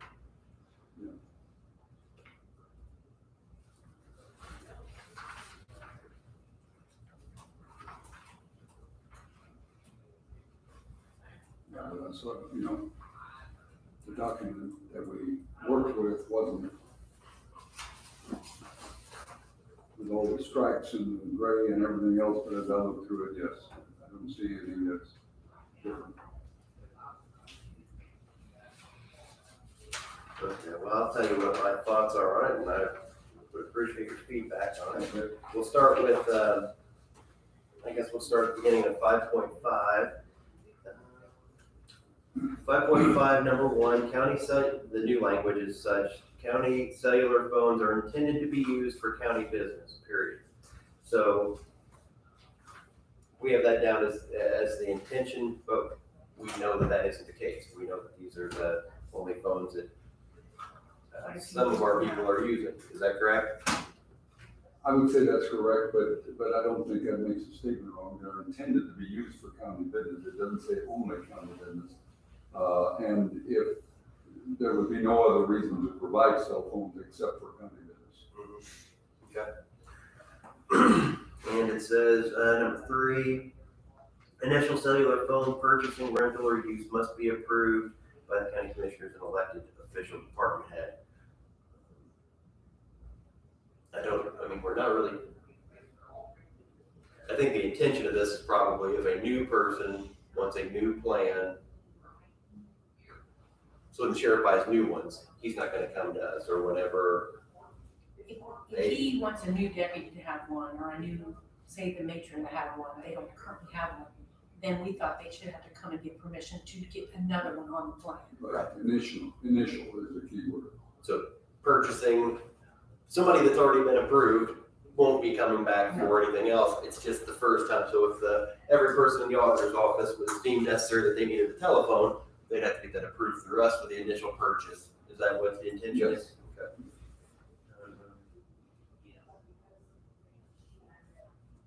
The elected official department head shall keep a current record of which employee has been assigned to cellular phones and reason for the assignment. Is that list, do you believe that the departments are making that list, or do you believe they have those? Like if I was to call the sheriff and say, can you email me your list?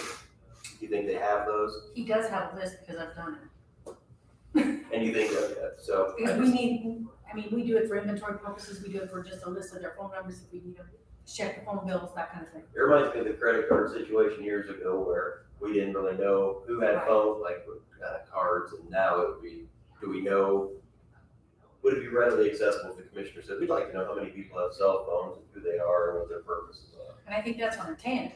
Yeah, and I think that that's a lot of things about our policy. Is our policy being followed exactly to the letter? We don't know that unless something arises that brings it to our attention, but it's not. So if you were to call somebody and say, I'd like to see your list, and they say, I don't have a list. Well, the policy says you need to have one, let's get one.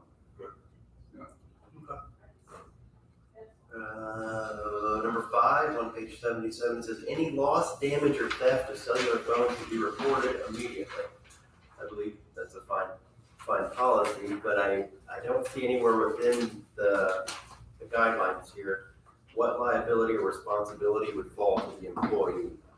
Let's say, Steve, how many people at your place have a county phone?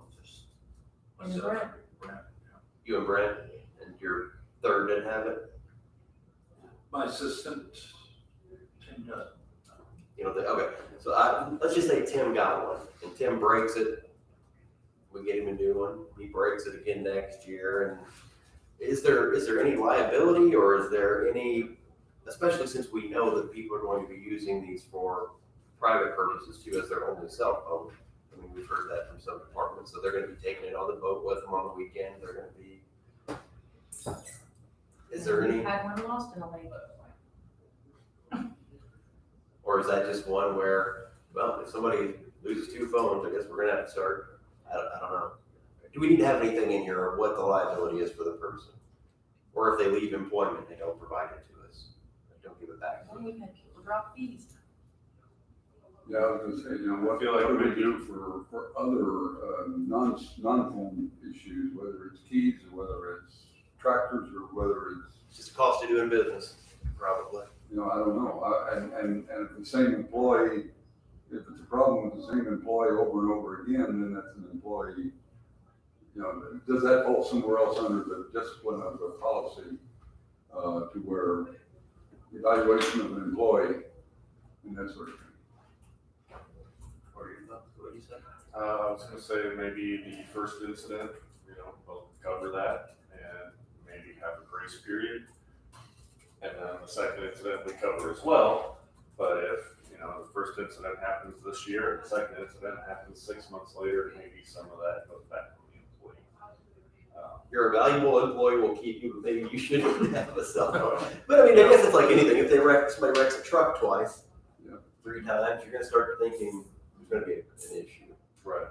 So I'm not saying that I have any ideas of what we should put in there, I just didn't know if we needed to be proactive to say negligence on the behalf of the employee shall be the responsibility of the employee to pay for the loss. For example, we aren't gonna require them to have it on a boat, ever. So if they lose it when they're out doing their own stuff and it sinks, should the county be paying for that?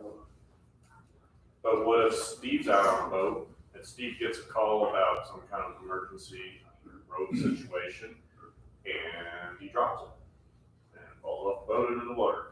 Is that now Steve's responsibility because he had it out on the water, or is that our responsibility because he was taking an emergency call? Especially with sheriff's deputies, we want them available, or the director of 911, we want them available. Now, if Steve just don't like his phone, so he drops it in the water, and 6 months later, he says, man, you got me this new phone, I don't like it either, so he throws it in the water again.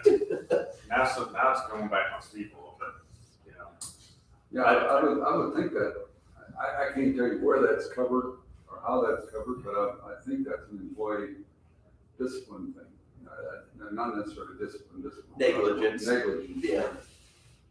No, that's fine. I just thought it was a conversation thing that maybe we should talk about. Well, I think including the phones, you need to include these mobile devices that are out there now. We have lots of them since the pandemic. And I know 2 of them have been dropped already. I mean, I've heard you hear it. And maybe we just. And sometimes it's not your fault, it just happens. Right. So could we put a line, employee negligence of county equipment may cause liability for the employee or something? I mean, some kind of language like that? Or do you not think that's even necessary? Do we have anything like that for county vehicles or? It's a big handle. I mean, you could even go to, let's say Steve's desk chair, if he leans back in it and breaks the legs off of it, and he does it again. I mean, it's all county property. Steve, you're my example. It's all county property. You destroy county property because you had an accident, it's one thing, it's completely another if it's due to your own negligence. Right. Sorry, Steve, not implying you break the legs off the chair. And Steve can be disciplined or terminated or whatever level of we deem necessary. We might say, maybe we can even assess a fine. I don't know whether that's legal or not. Probably not. Probably not. I mean, it's nowhere in the book anywhere. But again, if it's in your policy that, there's. Maybe just to say that you take. So Right now, not for Steve's these chair. errors. What if I'll just say Brooke, she's not a non-elected official, what if she takes a chair and throws it through the window? I mean, she can be responsible for that. Yep. I don't a fine's a penalty though. This is more like, you're talking more like, in my opinion, of a restitution. You're making me whole, okay? Restitution. Right, so I'm not penalizing you, you're just making me whole. More of a damages thing. Mm-hmm. Yeah. Versus, And that's you broke a third phone, Steve, you owe us $100. Next time it's $200, so on and so forth. Versus, here's the cost for the replacement of the phone. I look at it more of a reimbursement than I would a fine. I think that's what I meant. Yeah. Use the word fine.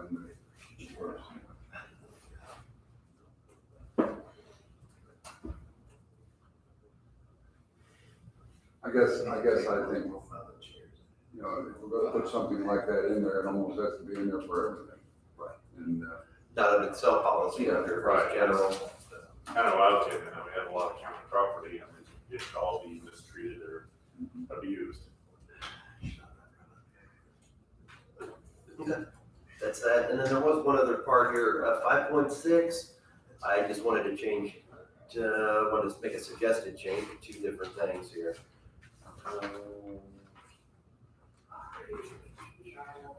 So page 77, 5.6, the first sentence says, use cellular phones and electronic devices while driving, I just want to put is hazardous, instead of may present a hazard to the driver and other people, so I was gonna make that suggestion to you. Sounds fun to me. And then I was going to strike basically everything from the last paragraph on 77 through 5.7, just because I don't think it's necessary. Because the last paragraph says, you must adhere to all state, federal, and local rules and regulations. And I think the next 1, 2, 3, 4, 5 paragraphs are just saying follow the rules. So I just don't think they're necessary.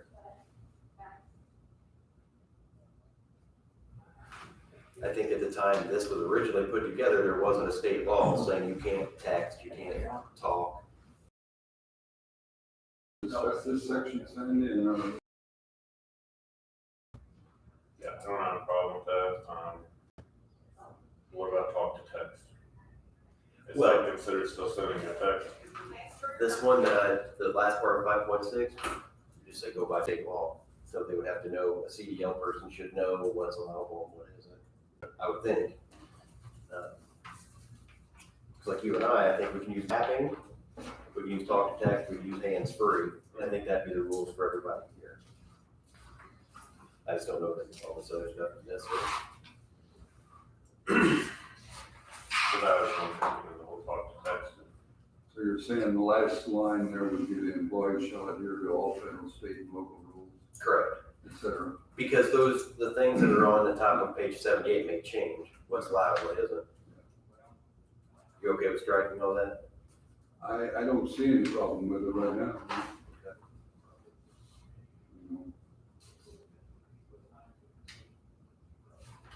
Okay. That's the only thing I really wanted to bring up as a group on that.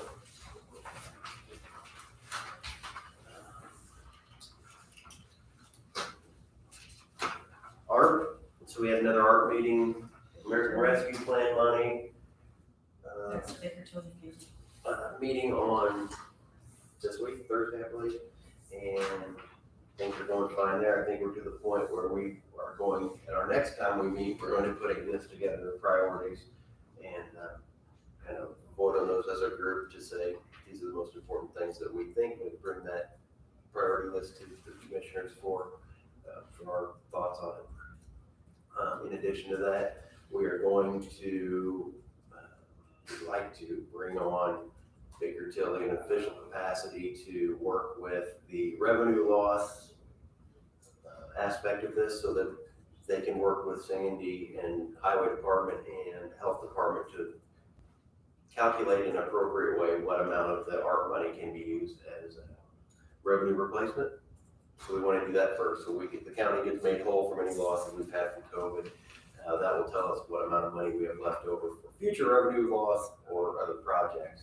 So that one, I think, Those are the only 3 departments that, those are the ones that just came to mind. Well, the way we're learning, Mary and I have been doing a lot of research and went to training last week on it even, is you can't just look at it by department, you have to look at the county as a whole. So it's anybody who's lost revenue within the county.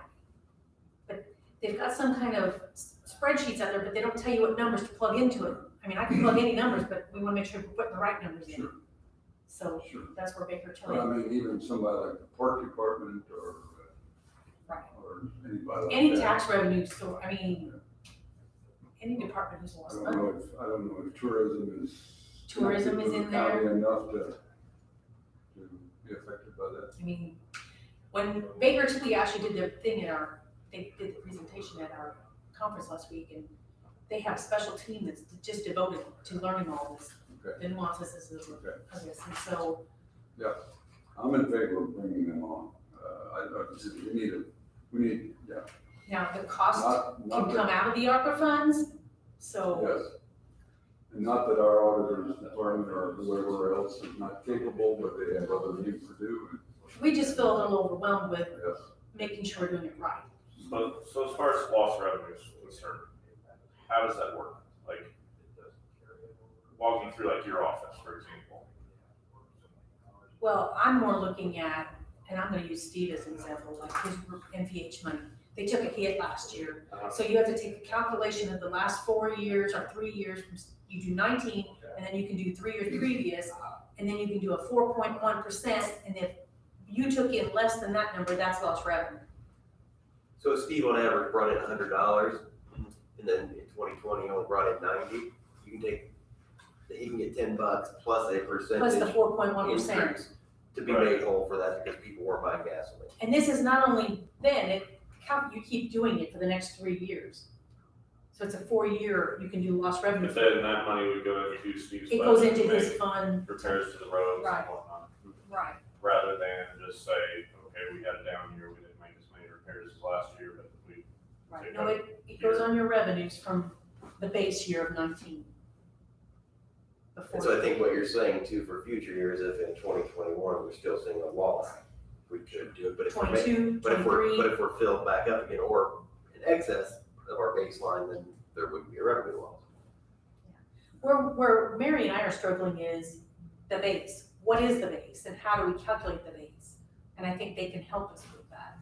So I want to get back to the money on this. I think they initially said they'd charge us $2,500 to help with this part.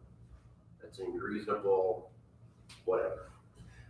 And then we said for what they're calling the full menu of items going forward, they said it's a cost not to exceed $25,000.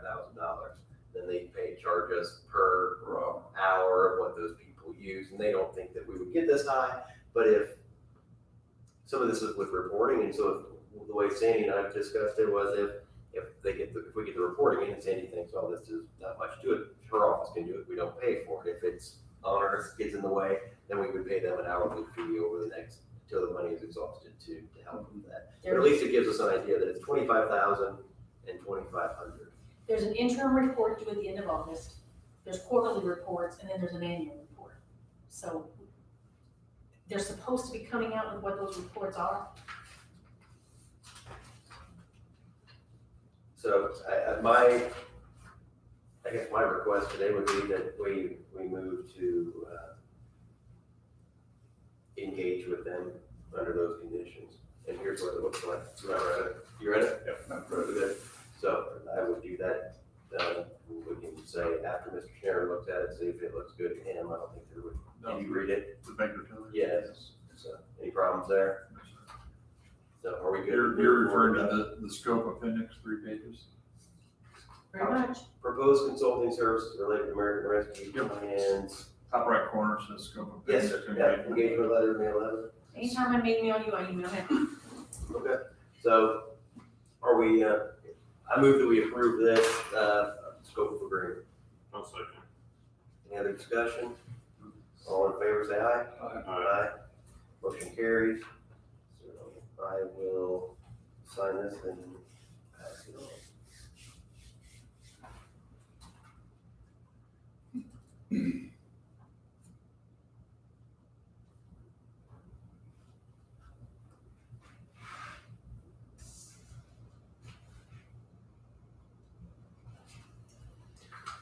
You want to scan that too, or you want me to?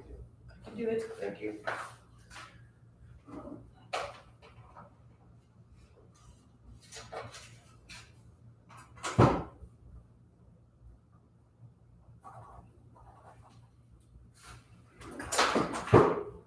I sent both of you an email on 7-Eleven about the treasurer's office updates in the kiosk. I think I'd asked you a question. I don't remember where we were on that process. If you remember, we had a bid from the Ferdinand outfit, and they wanted $10,000 to make plans for us. Then was it Crimp or Jasper Lumber? Jasper Lumber they said they would do one for $3,000, but that was only for their use only. So I don't remember Which meeting was that? it's been some time ago. I don't remember what we. I thought somebody was taking an action, but I don't remember what the action was. Yeah, I don't remember I think they were either. waiting to see what the ARPA committee decided, because it's ARPA funds she wants to use. But We should, haven't really discussed it at the ARPA. but should we have, Well, my question last week was, I know her office doesn't have a window, my office doesn't have a window in our door. Did anybody consider, I did not know Universal Design or Jasper Lumber was doing any of that. So I didn't know if I was included or not included, or. Do we need to have either the treasurer's office on their own or in conjunction with the auditor's office put together? Do something to get us a cost estimate. I mean, is that what we should do next, or what should the next step be? Because the art committee can say, yeah, sure, it's important, do it, and they can come to us and say, do it, but we don't, we need to have price and a scope of work, I would guess. And if you're thinking about doing a courthouse remodel or moving, we can wait. I think we're just up in the air of what. I think, I think that's where I would be logically to say, let's wait and see where we're going with this. But then ARPA money may no longer be available if we wait too long. Well, we have until 2024 to get it decided what we're gonna do with it, and you can actually spend it up to 26 as long as it's already engaged by 24 is whatever. Or if we can say the work that we're anticipating or the work we're contemplating here, you know, changes we make down the road in the courthouse or the, you know, who's there and who's not, won't really affect it. In other words, those windows would be nice either way, regardless of who's in that office. I'd favor making the changes immediately. I think I would too. I didn't know because they didn't really look at my office. I don't know how I got forgotten, but I did. You didn't scream out. You weren't squeaky enough. So, I mean, trying to do that. If I remember correctly, I don't remember if it was Scott or Kitty was gonna reach out to Jasper Lumber and talk to them about how much would it cost to get a plan unrestricted, because I think that was what we preferred, so that we could bid it out or at least get estimates and then choose accordingly. I think when you say unrestricted, in other words, a plan that we could use and take to somebody else. Right. I think probably Jasper Lumber's concern with that is they may not develop a plan. In other words, then are they responsible for that plan? Somebody else picks it up and uses it. Well, we didn't design this, you know. we did what they said on that paper, and that's why it failed. But I mean, Universal Design would be in the same boat. That's why they want more money. Right. It's easier to put your butt on the line with a little more cash on it, I guess, a little profit. Jasper Lumber doesn't want to develop a plan like that. So how do we ever get to bidding it, I guess, is what I'm trying to do, or how do we ever determine what the cost is gonna be? We have to have a design to determine the cost. But if we allow Jasper Lumber to do that design, it's gonna cost us $3,000, and then they're gonna tell us how much it's gonna cost, and if we don't like it, that's it, at the end. If Universal Design does it, and then we send it to Kremp and Jasper Lumber and so on and so forth, then we can move forward based on construction estimates at that point, I would assume. I think Scott's concern, and mine, I share it, is this may be a $30,000 job or a $40,000 job, and we're gonna pay 25% in design.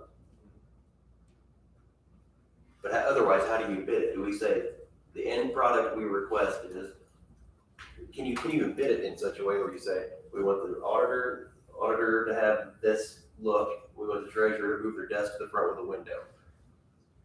But then you don't know what I you're gonna think get. regardless, if you paid $3,000 to Jasper Lumber for the design and the construction, you're gonna pay $10,000. You're just gonna pick up that other $7,000 on the construction side of it. They're just taking a chance knowing that full well that if the job gets done at all, they get the money. They get the job. See, I don't know, I guess I don't think so. I don't think it's necessarily gonna come out cheaper by using Jasper Lumber. If that were the case, Universal Design, I mean, what's their purpose to even exist?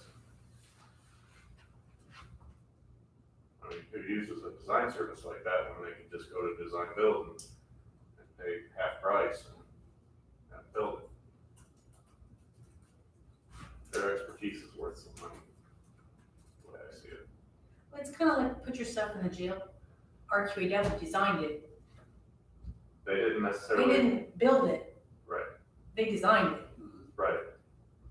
Right, but they're charging us 5% of project, or less, 5% of project cost, not 25% of potential project cost. It's See where also a lot more millions than this one. I just wanted to put it out there because it's kind of like, I mean, Rick came in to look and we didn't want to build a wall and take up half our office and then we kind of got forgotten. So, and I don't know who brought in the universal design, I had nothing to do with any of that. and I wouldn't be opposed to contacting another designer to keep universal design on us. But I also know that if we're gonna remodel over here, we don't want to do something that have to tear it out and redo it again. Right. I respect that. But I Because don't, we could end up on the second floor or on the third floor or on the, who knows? But I don't know that what's being proposed here, the scope of what's being proposed would put us in that situation. I think, even your office, I assume what we're talking about in your office is the same type of thing. Change the door, put a window in, get rid of the counter that you have. Kind of like what's going on, the clerk and the The clerk recorder and the and recorder. even small claims now. I mean, and it's a security thing as well.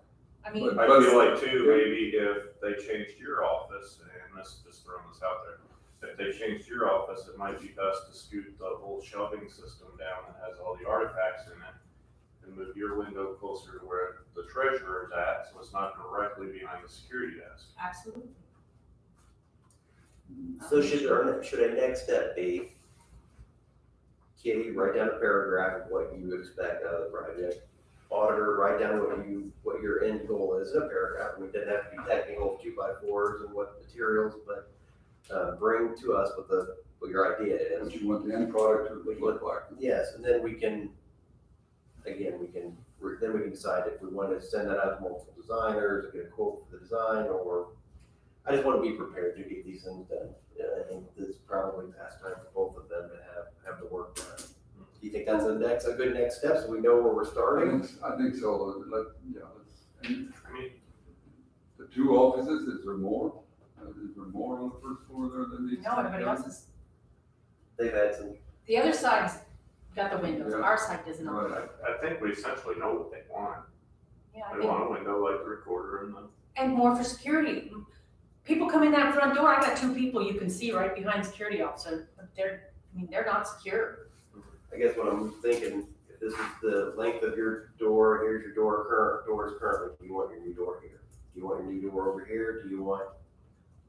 There How are was your a floor- door into my office over there before we remodeled. There used to be a door Where? towards the treasurer's office. Right, so that means there's probably more to it than us just saying, we got a general idea of what you want, 'cause I hate to say, So They I don't know want- if they that could want be to the pull window forward. place where that And we have door was. display I don't- cases out there that need to be.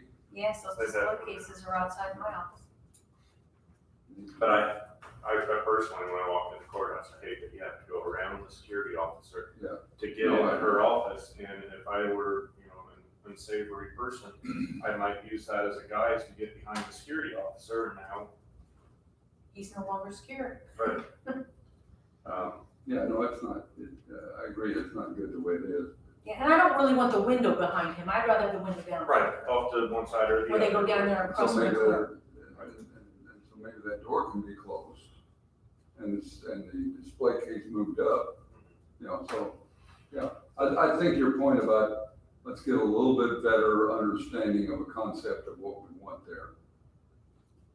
And not a design, but a concept of what we would Well, and like. if you're gonna move my counter, that gives me more space in my Sure. office to move people around. Sure. And then kind of look at it again and see whether or not it needs to be, we need a full design or whether we can bring somebody in to design build. Isn't that something that an architect would know anyways, how to make things work in the space you have? Well, they're gonna come in and, for example, is your wall load bearing? Is it, or, you know, are we gonna have to put some kind of beam in or something to support the upper floor? Those are all things that this designer can do, be it Jasper Lumber or Universal. I mean, there's a lot more than just saying, this is what I want it to look like, here's a drawing. So, you know, I can see where the cost could easily get up there pretty high until they come in and start doing measurements and testing. And I don't feel as bad about paying for a professional service and design if this is gonna be double the project from what Kitty initially did. Because maybe more than double the project because we put 2 offices in. And so the design cost is probably a flat, probably a base amount that they need to earn on each one. They don't want to take a $2,000 project that's probably not gonna work for them. So adding them on probably won't make the design fee $20,000, but it might make it go to 14. Does that make sense? So it may be, as a percentage of the project, it might be I don't like the idea of being completely roped in that if Jasper Lumber comes in and does the design and it's $3,000 and we pay them for the design, and then it's, you know, say a $100,000 project and we thought it was gonna be 30, and we just scrap it and we're at $3,000. we get $3,000 education. We're stuck with, you know, it's either we're doing the project and they're doing it, or we're not doing the project. If Universal comes in and we bid it out, I mean, look at our paving project bids, that they were, you know, $40,000-$50,000 apart in some spots. We have a choice then to move forward with company A, B, or C, or whatnot. Well, I think it would be no different than when you did the health department canopy. You had a design and then we bid it out. Are there other designers? So I think utilizing Universal because it's a specialized service, I think that's okay. If you're altering or renovating an existing public facility, it's a public works project, and you gotta invite 3 quotes in. So saying Jasper Lumber gets to do it for, it also, I guess, with, help me out here, on the $3,000, do we get an estimate with that? I think that's part of it. Right. And then we can't use their documentation though to go and get bids or anything else, which even if it was less than 50, we still have to go and buy quotes from other people. Not as formalized as the bidding process. So it may just be in our best interest to first get design quotes from Universal and whoever else does it. Yeah, I mean, we'd almost have to at that point say if Jasper Lumber wants to bid it, then they can wait for the design quotes to come back, and if Universal's the only one we get, then we'll go with Universal and then they can bid the project. But, you know, Universal. No, I mean, Jasper Lumber at that point can bid the project, but if we do makes me Greg's point, if Jasper Lumber does the design, we can't use that design to go bid the project. Right. They won't let us do that because it's not an official design. It's on the back of a grocery sack. So I would say, I still would like to have something in writing from the auditor, what the minimum requirements of a remodel would be. Of course, it'll work with, and then what I would think is we would have that back from you and Kitty, and we can send it to whatever designers we want to send it to locally, and start there. We probably have to just get it designed. I think we'll end up with a design, an official design. And to your I point, would they have talked will, to everybody in my office. I have people on vacation. I'm on vacation this week, so it won't be within the next 2 weeks. That's fine. So what I'm gonna do though is we'll put it on ice until we hear from you and Kitty about it. to your point, the designer then will come in and talk to Absolutely. Sandy and say, What do you mean by the glass Right. window? Okay, is that good enough? Put it on ice until we hear a little more, then we'll get a designer. Design it, then we can bid it or quote it or whatever it takes. it's probably the most responsible thing to do. I understand the point about the percentage that goes into the design versus the construction, but it's probably the most responsible thing to do. If I was doing a home remodel on my own. So the ceiling doesn't fall in. Or the whole building. It's concrete walls. Sure, we'll just leave it at that. I think that's a good next step. Anything else from the Chassis office? surplus. Okay, we have 3 desktop computers that are operating on an old system. and the recorder would like us to declare those surplus. Do you know anything about them? I don't, but we will delete them like we're gonna do all the other ones, but right now with the auditors in that room, I don't just set them out, so they're just kind of sit there and waiting. Anybody have an issue with declaring these surplus? Okay, I move that we declare the 3 desktop computers in the recorder's office as surplus to be disposed of. I'll second. Any other discussion? All in favor, say aye. Aye. Motion carries. I have nothing else. Commissioner Hostetter? I don't think I do, but we'll check.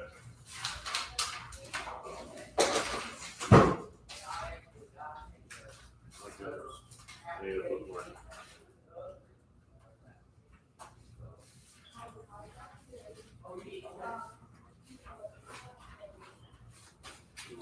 No, I have no additional.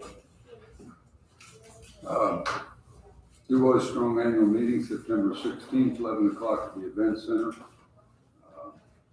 I don't think there's been any reservation information put out on that yet, but I'll just throw it out there so you put it on your calendars if that's something you'd like to attend. AIC, Sandy, are you making any group reservations or anything on that? You gotta let me know, cause I mean, if I have to do hotel rooms and all that. Okay. I think it's a Belterra. At Belterra, I think we have to know by the 16th of next month, I think. 16th of August. I won't go, I'm not gonna go. I'll have to double check. I can't imagine how I'm gonna get away. Okay. I probably will go at least for, a day or two. Well, that's one of my favorite places to go because, oh gosh, what's that? And I didn't know if you were gonna go along. It's such a cool little town. Yes. I The didn't know if you locals were call gonna it go BB, I heard. AIC, One of them. it's in Belterra. It looks like Vivay. Does it look like Yep. VIVAY? I think that's all I have. VEVAY. VEVAY. Unless somebody has a question for me. Mr. Chair, anything else? No, sir. Auditor? Public comment? There's no comments on here. We will close the meeting. Michael, you stuck out here all morning. That's right.